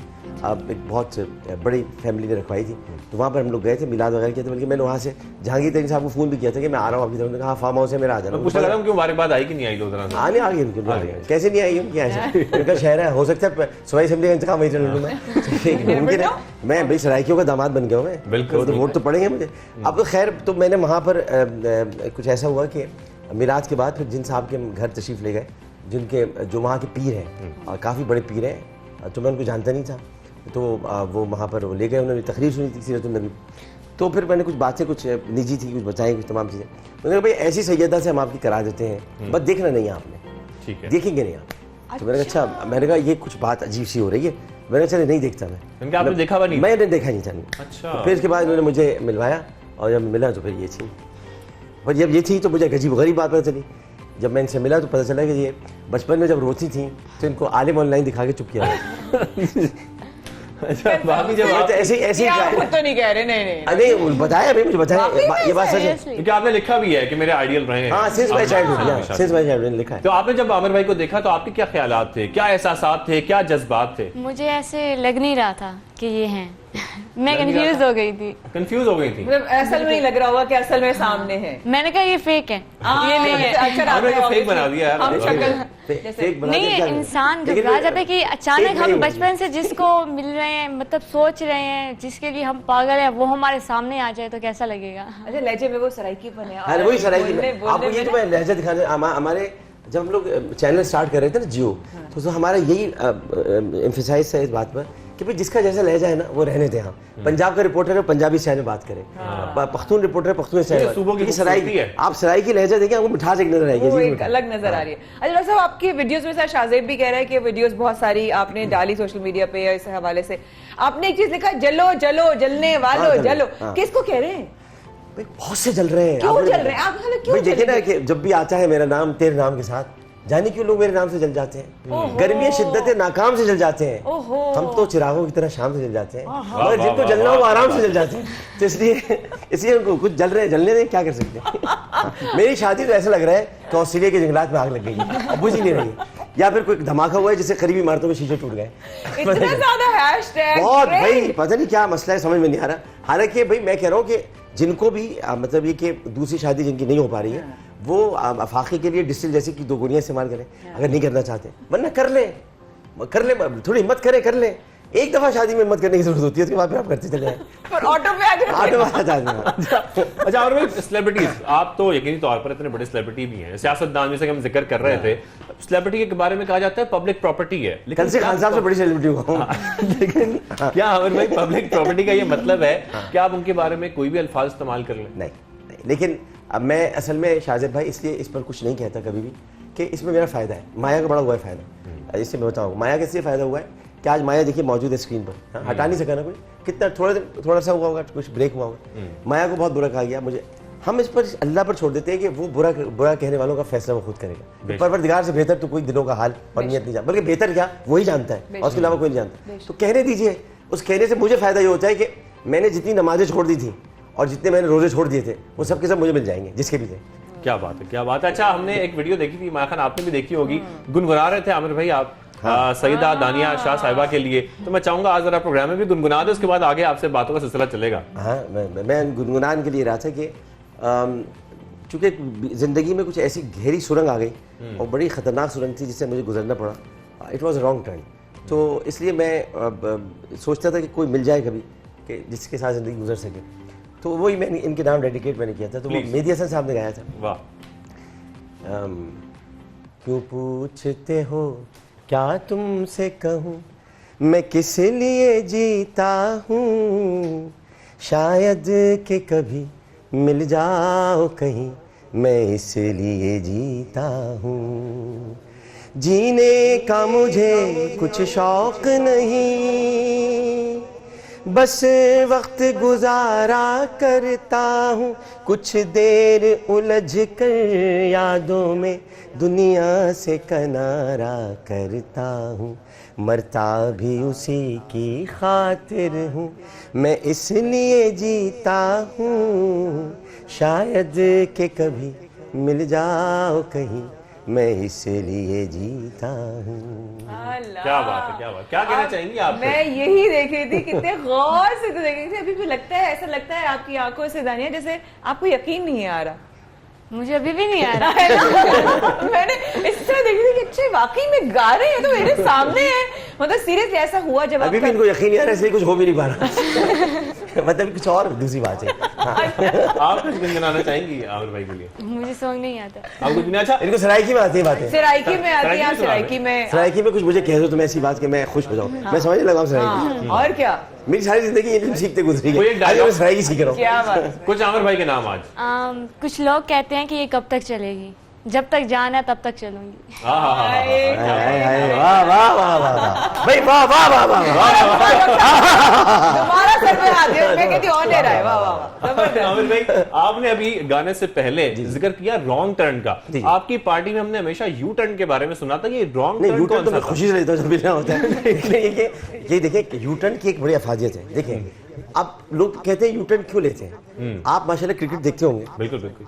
खान साहब का जो ये स्टार्ट होता था ना, बड़ा लंबा होता था। बॉलर है वो, बॉलर क्या करता है, यू टर्न ले लेता है, लेना पड़ता है यू टर्न। तो अगर खान साहब यू टर्न लेते हैं तो इसका मतलब उनकी फितरत में और जबलत में शामिल है। हम उनके साथ हैं, हमने जिंदगी भर यू टर्न लिए। तो यू टर्न, अच्छा यू टर्न जब तक ना हो तो आपका सफर एक ही तरफ जाता रहता है, सीधा। अरे भाई पीछे दवाइयाँ रह गई हैं, बच्चे रह गए, तो यू टर्न तो लेना पड़ेगा। अगर घर में कोई रह गया है, भाई वर्ल्ड कप 92 के वर्ल्ड कप में अगर जावेद मियादाद वाला यू टर्न ना लेते, बिल्कुल वो बड़ा जरूरी था। कराची रह गए, पाकिस्तान रह गए, वापस बुलाओ भाई, किसी तरह बुलाओ तो जीतेंगे हम। तो यू टर्न बड़े जरूरी होते हैं। रॉन्ग टर्न जो होता है ना, रॉन्ग टर्न एक हॉरर फिल्म है, आपने देखी होगी, बड़ी सीरीज में। तो ये वैसा रॉन्ग टर्न था जिसमें आदमी फंस गया था एक ऐसी जगह पर जाकर जहाँ मोहब्बत तो बहुत दी थी, प्यार तो बहुत दिया था, लेकिन पता नहीं था कि ये मोहब्बत या प्यार जो है वो वहाँ के लिए नहीं था। आपको पता हो, मैं हंसता रहता हूँ और माया बात से समझती है कि माया के बार बार से जिक्र कर रहा हूँ, हमारा बड़ा पुराना ताल्लुक है। इनकी वालिदा से खास तौर पे मुझे बहुत बेटों की तरफ मोहब्बत करती हैं कि ज़िंदगी में मेरे बहुत दुख हैं, उसके बावजूद मैं हंसता हूँ। तो इसका मतलब मैं हंस रहा हूँ ना और हंसी आपको दिखा रहा हूँ, तो इसका मतलब ये कि मैं खुश नहीं हूँ, लेकिन मैं आपको खुश रख रहा हूँ, कुछ चाहता हूँ कि आप खुश रहें। वरना तकलीफ और परेशानियाँ बहुत हैं, इतनी ज़्यादा है कि आप सोच नहीं सकते। तो इसी में बस जीते हैं, लेकिन इन्हीं के साथ। इस शादी के बाद खुशी में इजाफा हुआ आमिर भाई? देखिए, ये शादी दर हकीकत एक सुन्नत नबवी है, अक़द मसनून है, और मुझे इससे कोई फ़र्क नहीं पड़ता कोई क्या कहता है। डॉक्टर साहब कब हुई आपने, किस दिन हुई? ये हमारी हुई है लोधरा में हुई, आज कोई तकरीबन हो गया हफ्ता डेढ़ हफ्ता, दो हफ्ते। हाँ, उसमें वहाँ हमारा निकाह हुआ। निकाह के बाद हम दोनों, मैं खुद ड्राइव करके लोधरा से उनको लेकर आया, फिर हमने शादी का इस्तकबाल लिया। छोटा सा था ये, 10 भी तो वलीमा बाकी है, उसमें आप आएंगे तशरीफ, जाहिर है। आप भी आएंगे शादी साहब उसमें? बिल्कुल आएंगे। अच्छा हनी, अब आपसे कुछ सवाल, जैसे कि हमें पता चलता है आप बचपन से आप डॉक्टर साहब को देख रही थी, आपके क्या बात थी जो आप डॉक्टर साहब की फैन थी? उनके अंदाज की, उनकी ड्रेसिंग की, उनकी लोगों के साथ अच्छे अंदाज में, कभी ह्यूमर तरीके से भी सवाल कर लेना, कभी जज्बात में आके भी सवाल कर लेना, क्या चीज थी जो दिल को आपके, क्योंकि आप एक अगर छोटी थी इतनी, आपकी ऑब्वियसली एज कम थी, क्या चीज आपको हिट कर गई, दिल पर लग गई? मुझे इनकी सब चीजें हिट कर गई। सब चीजें हिट कर गई? जैसे कि रेटिंग पे हिट कर गई? कोई ऐसी चीज नहीं है जो मुझे इनकी पसंद ना हो, कोई भी। और जब आप इनसे मिली, जब इन्होंने आपसे फर्स्ट टाइम बात की, तो क्या की डॉक्टर साहब ने आपसे बात? हम तो कुछ देर चुप रहे। हाँ, दूर से मिले। इनके असल में आवाज भी पस्त होती है। अच्छा। एक सैयद खानदान है, आवाज भी पस्त, और फिर गाँव का इलाका है, गाँव है, ये गाँव में रहते हैं, और उनकी अच्छा गांव में रहने वाले लोग वैसे आपको पता है कि बहुत ज़्यादा थोड़ा शहरियों से घबराते हैं। अच्छा, उसके अलावा आवाज़ें पस्त होती हैं, इनके यहाँ लड़कियों की आवाज़ें बाहर नहीं निकलती। तो ये मुझसे मुझे देखती रही, आपने नज़र झुकाई ऐसा देखती रही, मैंने कहा भाई नज़र से उठा लो, देख चलो कौन है क्या है। तो फिर ये इन्होंने इस तरह से देखा, तो चुप रही, खामोश रही। अभी भी बहुत कम हुए हैं, बहुत कम बात करती हैं, लेकिन ये कहती हैं कि मैं पहले मैं अपने काम सारे वैसे भी खुद करता रहा हूँ, चाहे मेरी पहली बीवी के ज़माने से लेकर अब तक किसी से मैंने कोई काम नहीं कराया, किसी का मुझ पर कोई एहसान नहीं है। लेकिन कि मैं अपना जब भी अभी कपड़े इस्त्री करने यार नहीं मैं करूँगी, मैंने कहा हाँ, मैंने कहा नहीं मैं कर लेता हूँ, नहीं मैं करूँगी। अच्छा अच्छा, आप कर ले रहे हैं। ये पहली मर्तबा मेरे कपड़े किसी ने इस्त्री किए। कैसा लग रहा होगा आपको? अजीब सा लग रहा है कि यार मेरा जी, काम कोई जी। कर रहा है। जैसे आप बताए डॉक्टर साहब के आवाज भी नहीं आपकी निकलती, तो कबूल है कैसे कहा? हाँ वो तो अच्छा, आराम वो से काजी ने पूछा था कि मुझे पता नहीं। वही तो मैं कह रही हूँ, कैसे कहा? पहले तो मैं सोच रहा था निकाह में खुद ही पढ़ा लूं कि वहाँ लोग मौजूद थे। फिर मैंने काजी को पढ़ाया कि भाई तुमने निकाह कैसे पढ़ा ली। जब वो पढ़ चुका अच्छी तरह से, असल में कुछ खुतबात होते हैं वो ये लोग नहीं पढ़ते। नहीं पढ़ते। तो मैंने कहा वो खुतबात पढ़ो तो मैं तर्जुमा इनको करके बताऊंगा सबको, ये सारे लोग। फिर तर्जुमा मैंने किया, सब बताया। ज़ाहिर है कि अल्लाहुम्मा अल्लिफ बैनहुमा कमा अल्लफ्ता एक दुआ है, ये बड़ी ज़रूरी दुआ होती है जिसमें तमाम अज़वाज मुतहरात का जिक्र होता है और दुआ का। तो मैंने उनको बताया कि भाई आपने दुआ करनी है और फिर उनको समझाया। उसके बाद फिर इनका निकाह हुआ। तो ये निकाह इनके जो नाना जान थे और इनके वालिद साहब, उनको लेकर वो गए थे कोने में कमरे में इनसे पूछने के लिए। तो इन्होंने क्या कहा मुझको पता नहीं, लेकिन उनके बाद आगे उन्होंने कहा मुबारक हो। निकाह में कौन कौन शामिल हुआ? निकाह में इनके घर वाले थे बस, क्योंकि मैं लोधरा में गया ना निकाह, कमरे में एक था इनका, चूंकि 4, 5, 6 कमरों के ऊपर मुश्तमिल एक घर है। अच्छा वहाँ आपको पता है गाँव में सहन बहुत बड़े बड़े होते हैं, सहन बड़े बहुत बड़े थे कमरे। तो एक ही कमरे में निकाह था, एक कमरे में कुछ लोग बैठे थे, एक कमरे में कुछ और लोग बैठे थे। मैं अपने हमारे जो ड्राइवर लफ्ज़ इस्तेमाल नहीं करते, साथी होते हैं, लफ्ज़ मुझे बड़ा बुरा लगता है ड्राइवर और नौकर में। तो वो हमारे साथ थे, मुमताज़ शाह साहब, तो वो थे साथ और मैं था बस। चूँकि हम तो गए थे तकरीब में, हमें तो ये पता कि हमारा निकाह हो जाएगा हमारा। तो बस उसके बाद वहाँ पर हुआ, एक रात में वहाँ रुका, और रुका भी इस तरह से कि इनके बड़ा चीज़ों का एहतमाम किया जाता है। अलग कमरे में मैं था, ये अपने निकाह के बाद भी हम एक साथ नहीं थे। तो उसके बाद मैं जब लेकर आया हूँ तो इनकी वालिदैन ने इनको रुखसत किया गाड़ी में और वो कहा बेटा ले जाओ। डॉक्टर साहब जब आपने रिश्ता का जो है वो आपको कहा गया कि आपकी एक सैयद ख़ानदान की बच्ची से जो है आपकी निकाह कराते हैं, इनकी तरफ जब आया होगा तो वो दानिया का मैं अलग पूछूंगी, लेकिन आपकी तरफ जब आया तो क्या लगा होगा कि माँ बाप की तरफ से ज़्यादा मोहब्बत मिली? देखिए माया, मैं आपको बताता हूँ, एक तो पहले जहन में रख लें कि ये किसी दौलत की वजह से कोई ये नहीं है, ठीक, गो के ये कोई बहुत खाता पीता घराना नहीं है। ये इसलिए खाता पीता घराना है, इसलिए बहुत बड़ा घराना है कि सादात है। इनसे बड़ा अमीर कोई है नहीं, इनसे बड़ा अमीर कोई हो नहीं सकता। तो मेरे लिए सबसे बड़ी अमीरी यही थी कि ये लोग सैयद हैं। तो इनकी वालिदैन में ख़ास तौर पर इनकी अम्मी, इनकी बहन और इनके वालिद साहब जो कि वो जो पीर साहब हैं, जो कि आज तशरीफ भी ला रहे हैं, अभी कुछ देर के लिए आएंगे। वो भी आके जैसे आपने सुना होगा ना कि माँ बाप घर का पानी भी नहीं पीते, तो वो आ रहे हैं, अब इनकी बहन को छोड़ देंगे इनके पास कुछ दिनों के लिए और चले जाएंगे, आते ही चले जाएंगे, रुकेंगे भी नहीं यहाँ पे। जी हाँ, तो वो इसी तरह से आ रहे। तो उन लोगों ने मुझे बड़ी इज्जत दी। मैं सराय की पूरी फैमिली जो होती है वहाँ पर, सराय की ख़ानदान, उनका बड़ा शुक्रगुजार हूँ, मशकूर हूँ। मैंने सराय की तहजीब देखी, मैंने सराय की लोग देखे, वाकई आप लोग बड़े ज़बरदस्त लोग हैं और आप लोगों का सुबह बनना चाहिए। सुबह बनना चाहिए। दानिया शाह, आप हमें ये बताएं कि हम थोड़ा सा आपकी ज़िंदगी के बारे में जानना चाहते हैं, लोग जानना चाहते हैं, आप क्या करती हैं, पढ़ती हैं, इस वक्त क्या मसरूफियत होती है, शादी से पहले क्या मसरूफियत थी आपकी? इंटर करती थी। इंटर उनकी अब एक चाहती है कि ग्रेजुएशन करें, इनकी पढ़ने की ख्वाहिश है।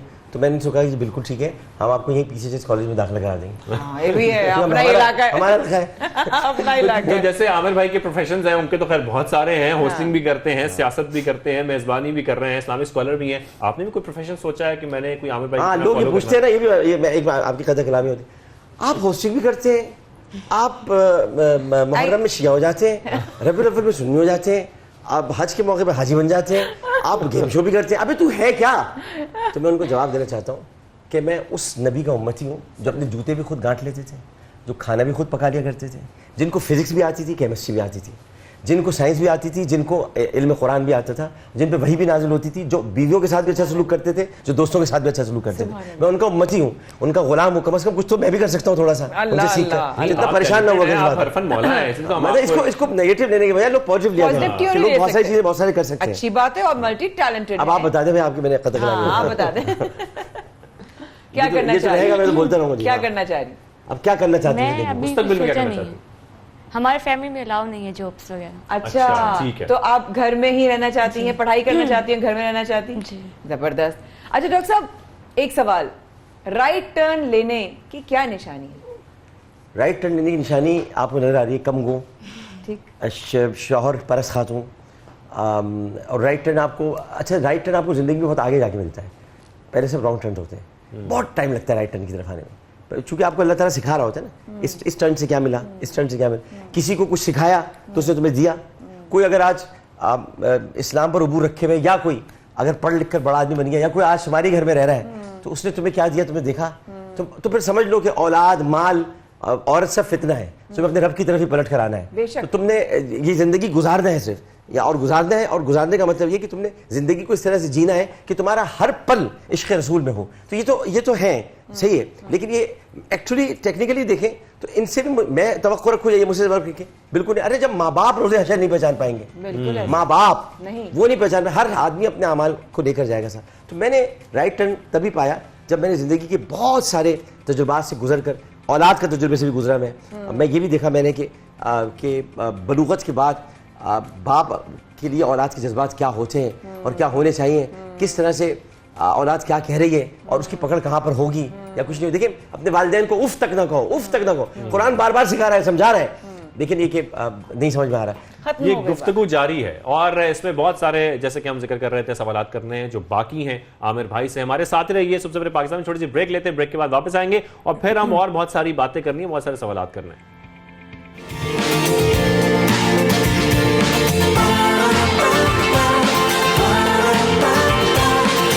सुबह सवेरे पाकिस्तान।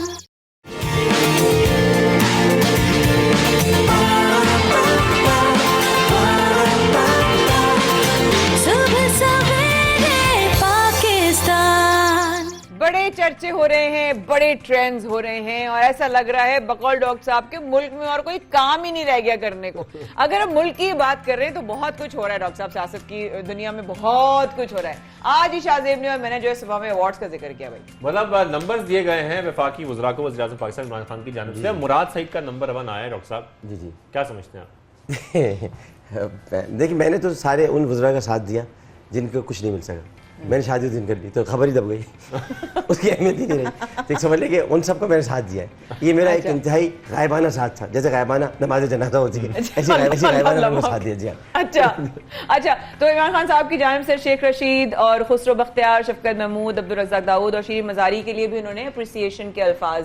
लेकिन जो हैरत की बात है ना माया, वो ये है कि फवाद चौधरी साहब का टॉप 10 में नाम नहीं आया। कोशिश बहुत की थी उन्होंने, कोशिश हमेशा करते रहते हैं, लेकिन वो इसलिए नहीं आया कि देखिए खान साहब अपनी टीम हमेशा खुद मुंतखब करते हैं। अब वो मंसूर अख्तर और सलीम जाफर को लेने वाला आदमी है, तो उनको नहीं पता कि अब इनमें से कौन। आपको सलीम जाफर का तो पता ही होगा, 18 रन दिए थे, फिर सेमीफाइनल हार गए थे। तो खान साहब ऐसी टीम बनाते हैं, तो उन्हें बना ली होगी। अब देखिए ना शीरीन मज़ारी सलीम जाफर से कम थोड़ी है, तो ये कि उनको लिया। लेकिन ये कि अगर फवाद चौधरी साहब का नहीं आया नाम तो कहीं और आ रहा होगा नाम, कहीं और नाम आ रहा होगा, उनको पता होगा। अच्छा, उनको पता है ना, शाह महमूद का नाम कहीं और आ रहा होगा, उनको पता होगा। बात समझ रहे हो? तो खान को कोई नहीं ला सकता, खान को पता होगा इसका नाम कहीं और आ रहा है, ये किसी और चक्कर में लिया जा रहा है इसका नाम, इसको छोड़ो मेरा भी। अच्छा डॉक्टर साहब एक बात खान है, हाँ भाई देखिए फ्रीडम ऑफ स्पीच होनी चाहिए डॉक्टर साहब, अपने मरीज इंसान को जीने का या राय देने का हक होना चाहिए, ठीक है। अभी दीगर कुछ दिनों पहले मुझसे एक चैनल ने, यूट्यूब चैनल ने कुछ सवालात पूछे, ठीक है। मैं आपसे इसलिए पूछना चाह रही हूँ कि अगर मैंने अपने ख्याल का इजहार कर दिया, उन्होंने मुझसे पूछा भाई अगला इमरान खान आप किसको देखना चाहती हैं। मैंने कहा देखिए इमरान खान साहब को तो बन गया, वो 2 नाम और थे, उनमें एक बिलावल भुट्टो ज़रदारी साहब थे और एक मरीम नवाज थी। मैं कहा भाई एज ए वुमन मैंने ऐसे ही कह दिया कि भाई खातून को भी चांस देना चाहिए, देख लें। उसमें तो पीछे पड़ गए मेरे लोग। पीछे नहीं पड़ोगे, पीटीआई पीछे पड़ी होगी। अच्छा तो ये जो पीछे पड़ने की बात हो रही डॉक्टर आमिर साहब, इस पर हम देख रहे हैं कि सोशल मीडिया पर इतना रद्दमल आ रहा है, आपकी वीडियोस पर इतना रद्दमल आ रहा है, मुख्तलिफ किस्म का मिला जुला। उसमें से मैंने कुछ जो ट्वीट्स पे जवाबात आए हैं, कुछ सोशल मीडिया पर लोग आपसे कुछ पूछ रहे हैं, कुछ सजेशन दे रहे हैं, वो मैं आपके साथ शेयर करूंगा। मैं चाहता हूँ कि आप लोगों को भी डायरेक्टली जवाब दें हमारे प्रोग्राम के जरिए। तो रमीज साहब हैं, वो ये कह रहे हैं कि आमिर भाई और दानिया का पर्सनल मैटर है, लोग क्यों इतना डिस्कस कर रहे हैं इस मामले को? बोलो आपने मुझे लिखने की जरूरत चाहिए, आपने दूसरे फारूक भाई हैं, ये फारूक सत्तार नहीं, ये वैसे ही फारूक भाई। फारूक भाई ये कह रहे हैं कि आमिर भाई अपने लीडर को फॉलो कर रहे हैं। आमिर भाई अपने लीडर को फॉलो कर रहे हैं, फिर तो बहुत अच्छा कर रहे हैं, इसका मतलब तीसरी आखिरी है। अच्छा ठीक है, ओके ठीक है। साथ में एक हमजा है, वो ये कह रहे हैं कि आमिर भाई को आलिम ऑनलाइन से देवदास ऑनलाइन तक के सफर पर किताब लिखनी चाहिए। हमजा के बाद चाहिए, छोटी है, उनको लगा लेनी चाहिए। छोटी है, बड़ी है, रूपे तंजी की क्लास। ओके अच्छा, अब्दुल अहद ये कहते हैं कि किसी की सेपरेशन पर हंसना इंतहाई अफसोसनाक। जी फिर क्यों हंस रहे हैं? नहीं ये नहीं हंस रहे, लेकिन बाकी लोग हंस रहे हैं, उन पर वो कमेंट उनको समझे, मैं क्या कर सकता हूँ, उनको समझे, मैं तो नहीं हंस सकती सेपरेशन पे। साथ में मैं भी ये कह रही है कि हम आपका दर्द समझते हैं आमिर भाई, गलती सबसे हो जाती है, गलती से सीखना चाहिए। नहीं हम अगर बोले आपने अगर मेरा दर्द समझती तो फिर आप होती जी।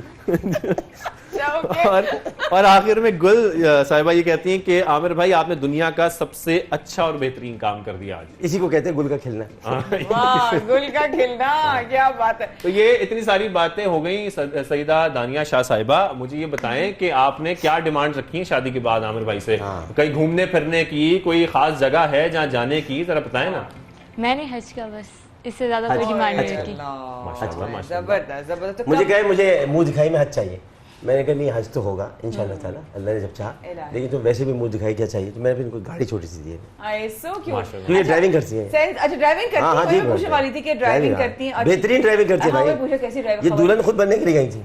अच्छा, खुद ही बनने मेरी लैंड क्रूजर लेके चली गई थी। भाई वाह, जबरदस्त बात हो गई। अच्छा डॉक्टर साहब, सेंस ऑफ ह्यूमर कैसे? बिकॉज डॉक्टर साहब का सेंस ऑफ ह्यूमर तो कमाल है, मतलब हम तो मतलब अगर मैं आपसे कहूँ कि अगर सेंस ऑफ ह्यूमर नहीं है तो आपको अपग्रेड करना पड़ेगा, लेकिन डॉक्टर साहब कैसा सेंस ऑफ ह्यूमर है? भाई इतना सेंस ऑफ ह्यूमर है कि जब कल मसाइल हो रहे थे बहुत सारे, तो मैंने कहा भाई दानिया पहले सिर्फ ना कीड़ा होता था। ये हमने और मैंने से इतना कहा तो इस पे बहस बड़ी, मैंने मतलब समझ गई है कि पहले सिर्फ कीड़ा होता था, उसके बाद पता चला कि दांतों में भी कीड़ा होता है, फिर हर जगह से कीड़ा निकलने लगा। तो ये पहले हमें नहीं पता था कि हम तो समझते थे सिर्फ कीड़ा होता है। अच्छा दानिया, आपके फ्रेंड्स वगैरह भी हैं, आपके कजन्स वगैरह, आपके जो हम उम्र लोग हैं, वो आपके साथ इस निकाह में आपके साथ शमूलियत थी? कज़िनों में से किसी के साथ नहीं बनती। क्यों? और ऐसे ही बड़ी बहनों की बनती है, मेरी नहीं बनती। अच्छा, कभी कभार बन जाए तो लड़ाई जोर से हो जाती है। जोर से हो जाती है, यानी कि लड़ाई करने वाला मादा है। अच्छा मगर एक बात, इन लोगों की बातें बड़ी कबूल हो जाती हैं। इन्होंने एक दफा कहा था अपनी किसी कजन की शादी पे, क्या कहा था बताओ? हाँ, मैंने अपनी फ्रेंड से बोला था कि मेरी शादी पूरी दुनिया देखेगी, और उसके कुछ ही माह बाद हामिलिया के साथ मेरे सामने आ गए। अल्लाह, मैंने ना दिल से कहा था कि मेरी शादी ऐसी होगी कि पूरी दुनिया। यानी कि उस वक्त आपको पता था कि आमिर भाई शादी होने जा रही है, या बस आपने एक खुद ही सोचा था कि बस मेरे मुंह से खुद ही निकल गया? अच्छा, कभी जिंदगी में दानिया कोशिश की डॉक्टर साहब से मिलने की? इतनी बढ़िया फैन थी उनकी, कभी आपने कोशिश की मिलने की? क्या कहीं मुलाकात हो जाए? हमारी फैमिली में ना बाहर जाना अलाउ नहीं। अच्छा, हम ज्यादा घूमने फिरने वाले नहीं हैं। हाँ, ये है लोधरा से भावलपुर, भावलपुर से लोधरा, बस। तो जब सारी दोस्तों को, अब कजन के साथ जैसे कि आप बता रही हैं, फैमिली को पता लगा कि डॉक्टर आमिर लियाकत हुसैन साहब से आपकी शादी हो रही है, कितने एक्साइटेड थे? उनका क्या कहना था, क्या बातें कर रहे थे? मेरी बहनें और मेरी फैमिली जो है वो सारी बहुत हैप्पी थी, और बाकियों का मुझे नहीं पता। दानिया, बहुत छोटी उम्र में आपकी शादी हुई है, जो कि अडॉप्ट करने वाली एज होती है। आप जल्दी सीख जाते हैं, आप चीज़ों को जल्दी एब्जॉर्ब कर लेते हैं, आप ढल जाते हैं हालात में और वाक़यात में और जज्बात में भी। जिस तरह डॉक्टर साहब का नेचर होगा, आप इसको जल्दी अडॉप्ट कर लेंगी, ठीक है? मेरा एक सवाल आपसे सीरियस है, और एक औरत होने के नाते एक औरत से सवाल है, मैं डॉक्टर साहब की इजाज़त के साथ, कि लोग बहुत तनकीद कर रहे हैं, आप अगर मजबूत नहीं होंगी तो शायद आप कमजोर भी पड़ सकती हैं, और अगर आप मजबूत होंगी तो आप दुनिया से लड़ भी सकती हैं। मैं चाहती हूँ जब इतनी तनकीद आ रही है, उसको किस तरह आप अपने आप को समझाती हैं, या क्या समझते दुनिया को कैसे फेस करेंगे?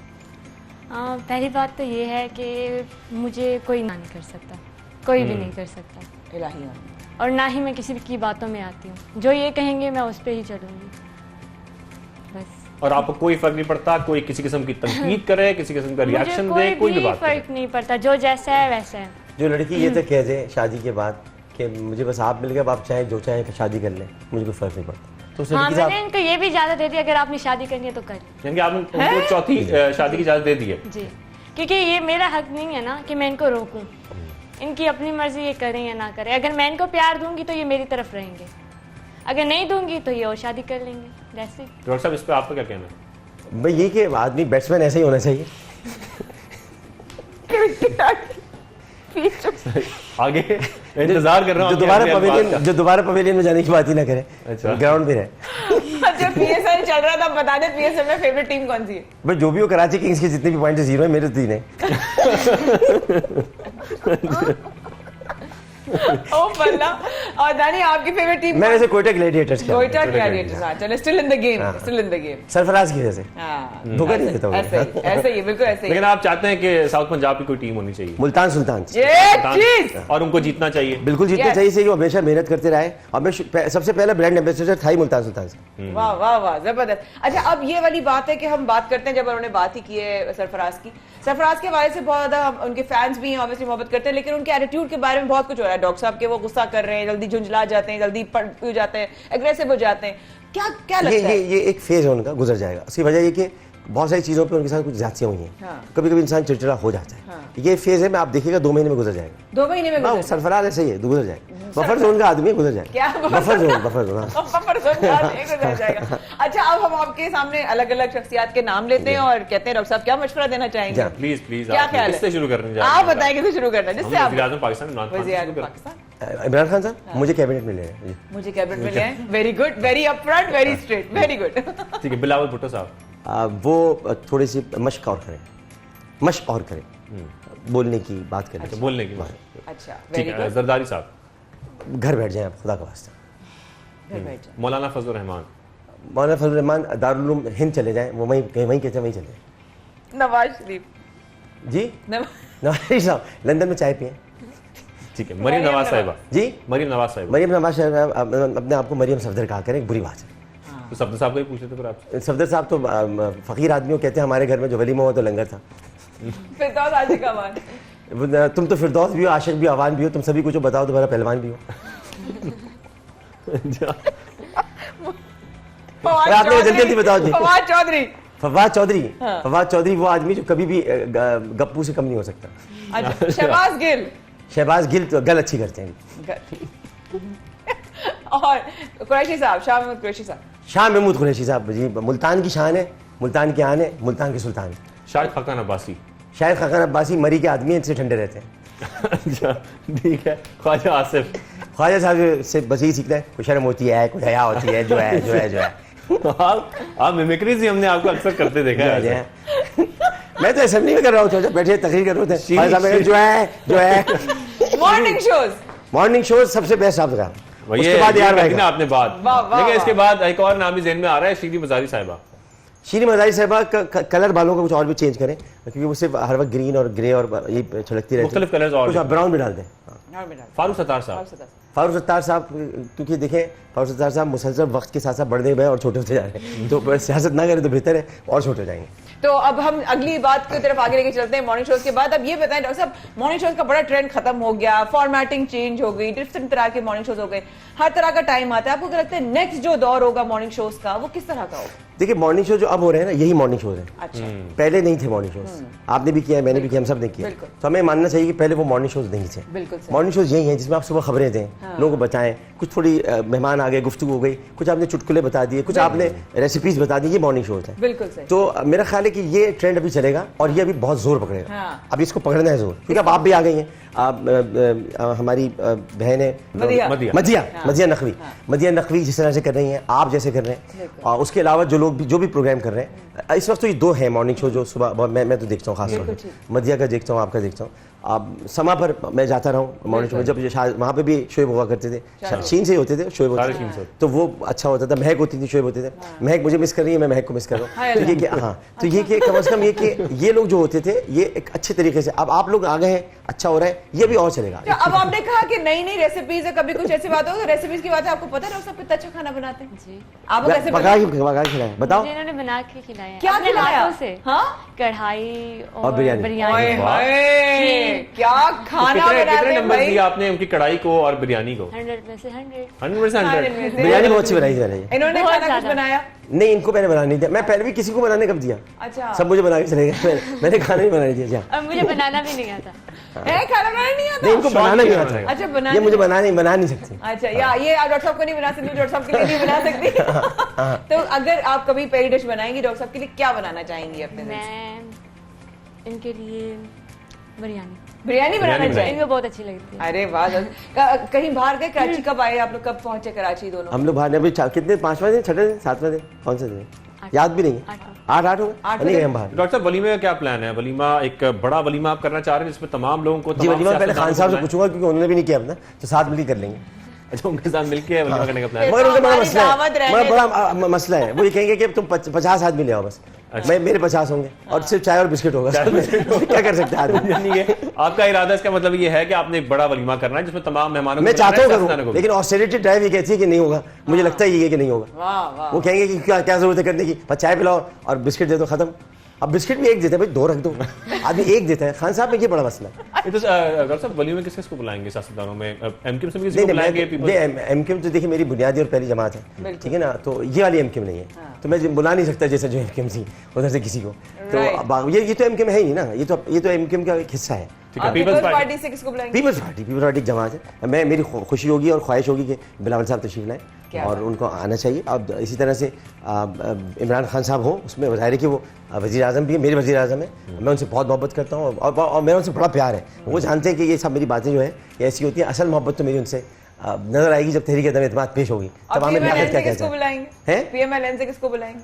पीएमएलएन से एक ही आदमी बुलाया जा सकता है, मतलब जो है वो है वही है। यानी कि आप नवाज शरीफ साहब को, मरीम नवाज साहब को, शहबाज शरीफ को किसी को दावत नहीं देंगे? नहीं, क्यों नहीं देता। नवाज शरीफ साहब आ नहीं सकते, अगर मेरी दावत पर वो पाकिस्तान आ जाए तो बराए मेहरबानी जल्दी से आ जाए। तो आप ख्वाहिश है, मैं चाहता हूँ, मैं उनको मैं दावत देना, आप खुदा की कसम आपके लिए वलीमा रख देता हूँ, आप आ जाए पाकिस्तान की तरफ, या अल्लाह पाकिस्तान अल्लाह आपको भेज दे, परवरदिगार से मेरी दुआ है, मैं वलीमा रखता हूँ। मियाँ साहब आपके लिए आप तशरीफ ले आए। मरियम नवाज साहब तो पाकिस्तान में ही है। नहीं, उनसे सनी मियाँ साहब आ जाएगी शायद, जहाँ से मैं आ जाएगी वलीमे में निहारी और स्लीप आए होंगे, आ जाए बस आप। अच्छा, यानी कि मेन्यू आपने सोच लिया वलीमे क्या? अगर वो आ रहे तो यही होगा, यही होगा। ठीक है, यानी ये एक इन्होंने ऐलान कर दिया है कि अगर मियाँ साहब आ रहे हैं, मियाँ नवाज शरीफ आ रहे हैं कि वलीमे में, तो मेन्यू में पाए एक दफा गो हेड देते मियाँ साहब, जो कहेंगे वो रखाऊंगा, बस यहाँ से सीधा डियाला जाना होगा उसके बाद। अल्लाह अकबर। मौलाना फजलुर रहमान को बुलाएंगे? नहीं, मौलाना फजलुर रहमान को बुलाएंगे तो सारा खाना खत्म हो जाएगा। ये क्या आदमी काफी है, वो तो आप छोड़ देंगे। क्या बोल रहे? अच्छा, अब मुझे समझ नहीं आ रहा, हमारे गालों में दर्द हो रहा है, तो क्या सवालात करें। अच्छा, हेटर्स गोइंग टू हेट, तो हेटर्स के लिए क्या मैसेज? भाई जले, उनका काम जलना है, जले। जब तक जलेंगे नहीं तो बल भी कैसे निकलेंगे? भाई रस्सी जल जाती है, बल तो फिर भी नहीं निकलते। आप जलेंगे फिर बल हम ही निकालेंगे आपके, तो जल जाए, जितना जलना हो जलते रहे, मुझे फिक्र नहीं पड़ती। देखिए हमारी तशहीर के मुलाजिम है ये, खुदा मुखालिफों की उम्र दराज करे। डॉक्टर साहब, जब नया साल शुरू होता है, अभी तकरीबन आगाज ही है, हर एक का एक रेजोल्यूशन होता है कि इस साल मैंने ये करना है, इस साल मैंने फला काम करना है। आपका क्या रेजोल्यूशन था 2022 का, और क्या वो पूरा हो रहा है? रेजोल्यूशन जब भी होता है शादी करना होता है। मैंने अपने रेजोल्यूशन को पूरा कर दिया। अब मेरे पास काम नहीं है कोई और करने का, मैं कुछ और करूंगा जी। मेरा रेजोल्यूशन मुकम्मल हो गया जी, इस साल का रेजोल्यूशन मुकम्मल हो गया। नेक्स्ट वाले के लिए ढोलकी का मौका दीजिएगा हम लोगों को। ढोलकी तो इजाजत दी है, अब तो इजाजत दी है। अच्छा, वेरी गुड, जबरदस्त। अब वही बड़ी बात है कि अब रेजोल्यूशंस होते हैं, डॉक्टर साहब ने कहा कि मेरा तो शादी का रेजोल्यूशन है, बट देन मुकम्मल हो गया है, मुकम्मल हो गया। अरे इजाजत दे दी है, कहाँ से मुकम्मल? अगले साल की बात, वो तो अगले साल की बात हो जाएगी ना। 2023 का अगले साल पता नहीं किसने देखा है, जिंदगी है भी कि नहीं है, लेकिन इस साल का रेजोल्यूशन तो मुकम्मल हो गया। 2023 का रेजोल्यूशन आपका यही होगा जी? 2023 का रेजोल्यूशन नहीं, 2023 का रेजोल्यूशन मेरा है, मैं वज़ीर आज़म बनूंगा पाकिस्तान। अच्छा, अब वही हम पाकिस्तान की बात कर रहे थे, उन्होंने आपको फोन किया? जी, मुबारकबाद। क्या कहा उन्होंने? बस उन्होंने बहुत, एक तो इमरान खान साहब मुझसे बहुत प्यार करते हैं, तो मेरी गलतियों को भी उन्होंने हमेशा नज़रअंदाज किया है। मेरी बहुत सारी बातें ऐसी हैं जिनको नज़रअंदाज नहीं करना चाहिए था, लेकिन उन्होंने किया, तो ये उनका मुझसे मोहब्बत है। बस उन्होंने कहा कि शादी हो गई, मैंने जी हाँ, कि कौन सी वाली? मैंने तीसरी। भाई यार यहीं तक रहना। मैं ठीक है। अच्छा डॉक्टर साहब, अपने अंदर कोई एक चीज़ चेंज करना चाहेंगे या जो ऐड करना चाहेंगे, वो जो चीज़ नहीं किया? देखिए, मैं चेंज करना चाहता हूँ अपने अंदर से, थोड़ा सा मैं खामोश रहने लगा हूँ और बहुत सारी चीज़ों को बर्दाश्त करने लगा हूँ। यानी कि ये मुझ में गलत चेंज आया है। पहले मैं कह देता था और बोल देता था, तो अब मैं बर्दाश्त करने लगा हूँ गलत बातें भी, चाहे वो असेंबली में हो, चाहे वो सियासत में हो, और मैं इसको चेंज कर रहा हूँ और मैं ऐसे ऐसे कर रहा हूँ। ये देख रहे होंगे मैं कर रहा हूँ। दूसरा ये कि जो मैं करना चाहता हूँ वो ये कि मैं थोड़ा सा, मेरे अंदर एक सब्र नहीं है कुछ चीज़ों में, मैं जल्दबाज बहुत हूँ, तो उधर मैं थोड़ा तहम्मुल लेकर आना चाहता हूँ कि ज़रा तहम्मुल के साथ, बुर्दबारी के साथ, खामोशी के साथ, वज़ादारी और बयान रवि रखते हुए चीज़ों को महसूस करने की कोशिश करूँ। तो मैं यहाँ पर थोड़ा सा अपने आप में बेहतरी लाने की कोशिश करूँगा और इंशाल्लाह लेकर आऊँगा। मैं अपनी खामियाँ जानता हूँ, मेरी ये भी खामी है कि मैं बहुत ज़्यादा उम्मीदें लगा लेता हूँ लोगों से, तवक्कुआत वाबस्ता कर लेता हूँ। तो मुझे अब ये समझ लेना चाहिए कि मुझे तवक्कुआत वाबस्ता नहीं करनी चाहिए। और मैंने बहुत लोगों को आगे बढ़ाया है, जिन्हें उंगलियां पकड़ के चलना सिखाया हमने, वही बच्चे आज हम पे तनकीद करते हैं। तो मुझे ज़रा थोड़ा ये भी ख्याल करना होगा कि जिनको मैंने आगे बढ़ाया, अब मैं आगे नहीं बढ़ाऊँगा। मैंने ये सबक सीख लिया है, अब मोमिन भी एक सुराख से 2 बार नहीं डसा जाता। तो ये 2 बड़ी तब्दीलियों की सबसे बड़ी वजह क्या समझते हैं डॉक्टर साहब? ये मुझे ज़िंदगी के हालात और तजुर्बात और वाक़यात ने इसके लिए तैयार किया, वरना मैं नहीं था ऐसे। मैंने हमेशा लोगों को ऐसा एक वाक़या जो बहुत से ज़िंदगी के इर्द गिर्द के वाक़यात हैं, समझ लें कि बहुत ही करीबी कोई वाक़या होगा जिसने ये समझाया कि किसी को आगे नहीं बढ़ाना चाहिए, किसी के लिए सीढ़ी नहीं बनना चाहिए, किसी के लिए कुछ ऐसा नहीं कहना चाहिए कि वो बाद में आपको ही छोड़कर चला जाए और आपको पता भी ना चले, और जब आपको उसकी ज़रूरत हो और आप पता चले कि एक शादी आपकी आई है और वो झूठी शादी साबित हो गई और वो कोर्ट में साबित हो गई झूठी शादी, और तब आप उसके बावजूद भी आपने यकीन ना कर पाए, और उसके बाद जब यकीन करने का वक्त आया तो पता चला कि अब आप ही चले गए, अब है ही नहीं कोई। तो इसलिए इंसान को थोड़ा सा देखना चाहिए। ऐसी कौन सी फीलिंग है, एहसास है जब आप अकेले में होते हैं और आंखों में ना आंसू आ जाते हैं और आप फिर वो आंसुओं को अंदर ले? देखिए, वो मेरा एहसास है, मैं अपने बच्चों से बहुत मोहब्बत करता हूँ और मुझे इस बात की तकलीफ़ है और बहुत होती है कि अल्लाह ताला बस उन पर रहम फरमाए, क्योंकि वजह ये कि बच्चे माँ बाप के लिए जीते हैं और माँ बाप उनके लिए जीते हैं। बच्चे अगर माँ बाप में से किसी एक का इंतखाब कर लें तो अल्लाह ताला कबूल नहीं करता। मिस करते हैं? मिस पे करता हूँ, जो बात करते हैं तो बात कर लेता हूँ, नहीं करते तो नहीं करता। बहुत सारी दुआएं हैं आपके लिए, तरह आपके लिए आसानियाँ करे।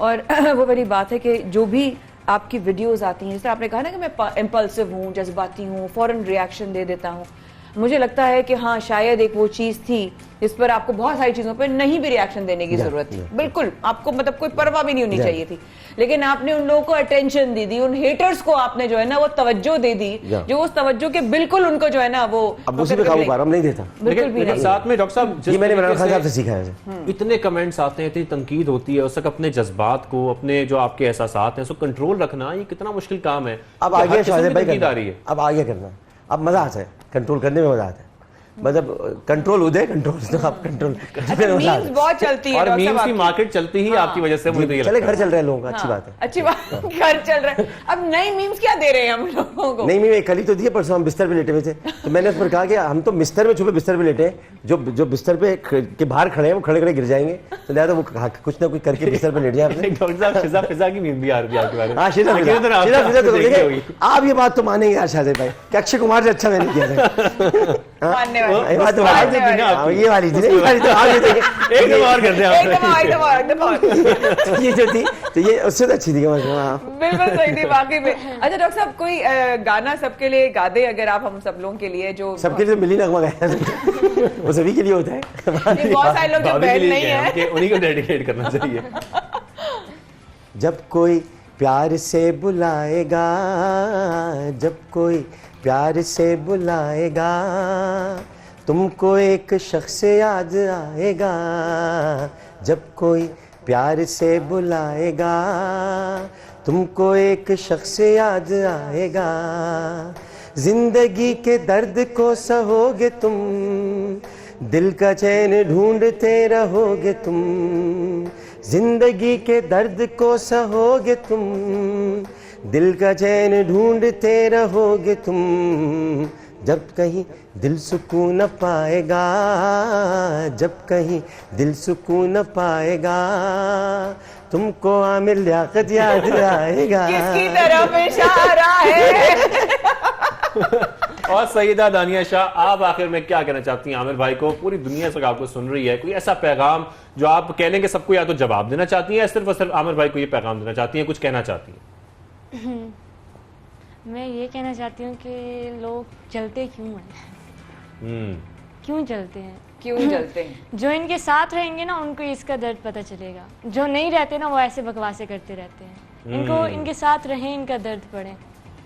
बहुत शुक्रिया दानिया, आप आए डॉक्टर साहब, आपके वक्त का बेहद शुक्रिया। दोनों को बहुत एक बार फिर मुबारकबाद और सलामती की दुआएं, और अल्लाह पाक नजर बद से बचाए और अपना ख्याल रखें, आप लोग खुश रहें, आबाद रहें। दावत हमें बुलाना हमें ना भूलिएगा। नहीं भूलेंगे, कैसे भूलेंगे आप? आपको भूलने वाली चीज है और आपको तो बिल्कुल नहीं भूल सकते, नेक तमन्नाएं, आपके नाम की वजह से कुछ और भी याद है। हमारी तमाम दुआएं, नेक तमन्नाएं आपके साथ है। डॉक्टर साहब आपके साथ भी और भाभी आपके साथ भी। Thank you very much for coming in सुबह सवेरे पाकिस्तान। आपको बहुत शुक्रिया। यहाँ पर हम इख्तिताम की तरफ जा रहे हैं, बहुत सारी बातें हो गई, मुलाकात भी हो गई खास मेहमान से, और अब इख्तिताम आ चुका है। बिल्कुल, अपना रखिएगा बहुत ख्याल, जुमे के बढ़ते हुए लम्हात में अपनी दुआओं में रखिएगा हमें याद। सुबह सवेरे पाकिस्तान मंडे को होंगे आपकी खिदमत में हाजिर, जब तक के लिए अल्लाह हाफिज।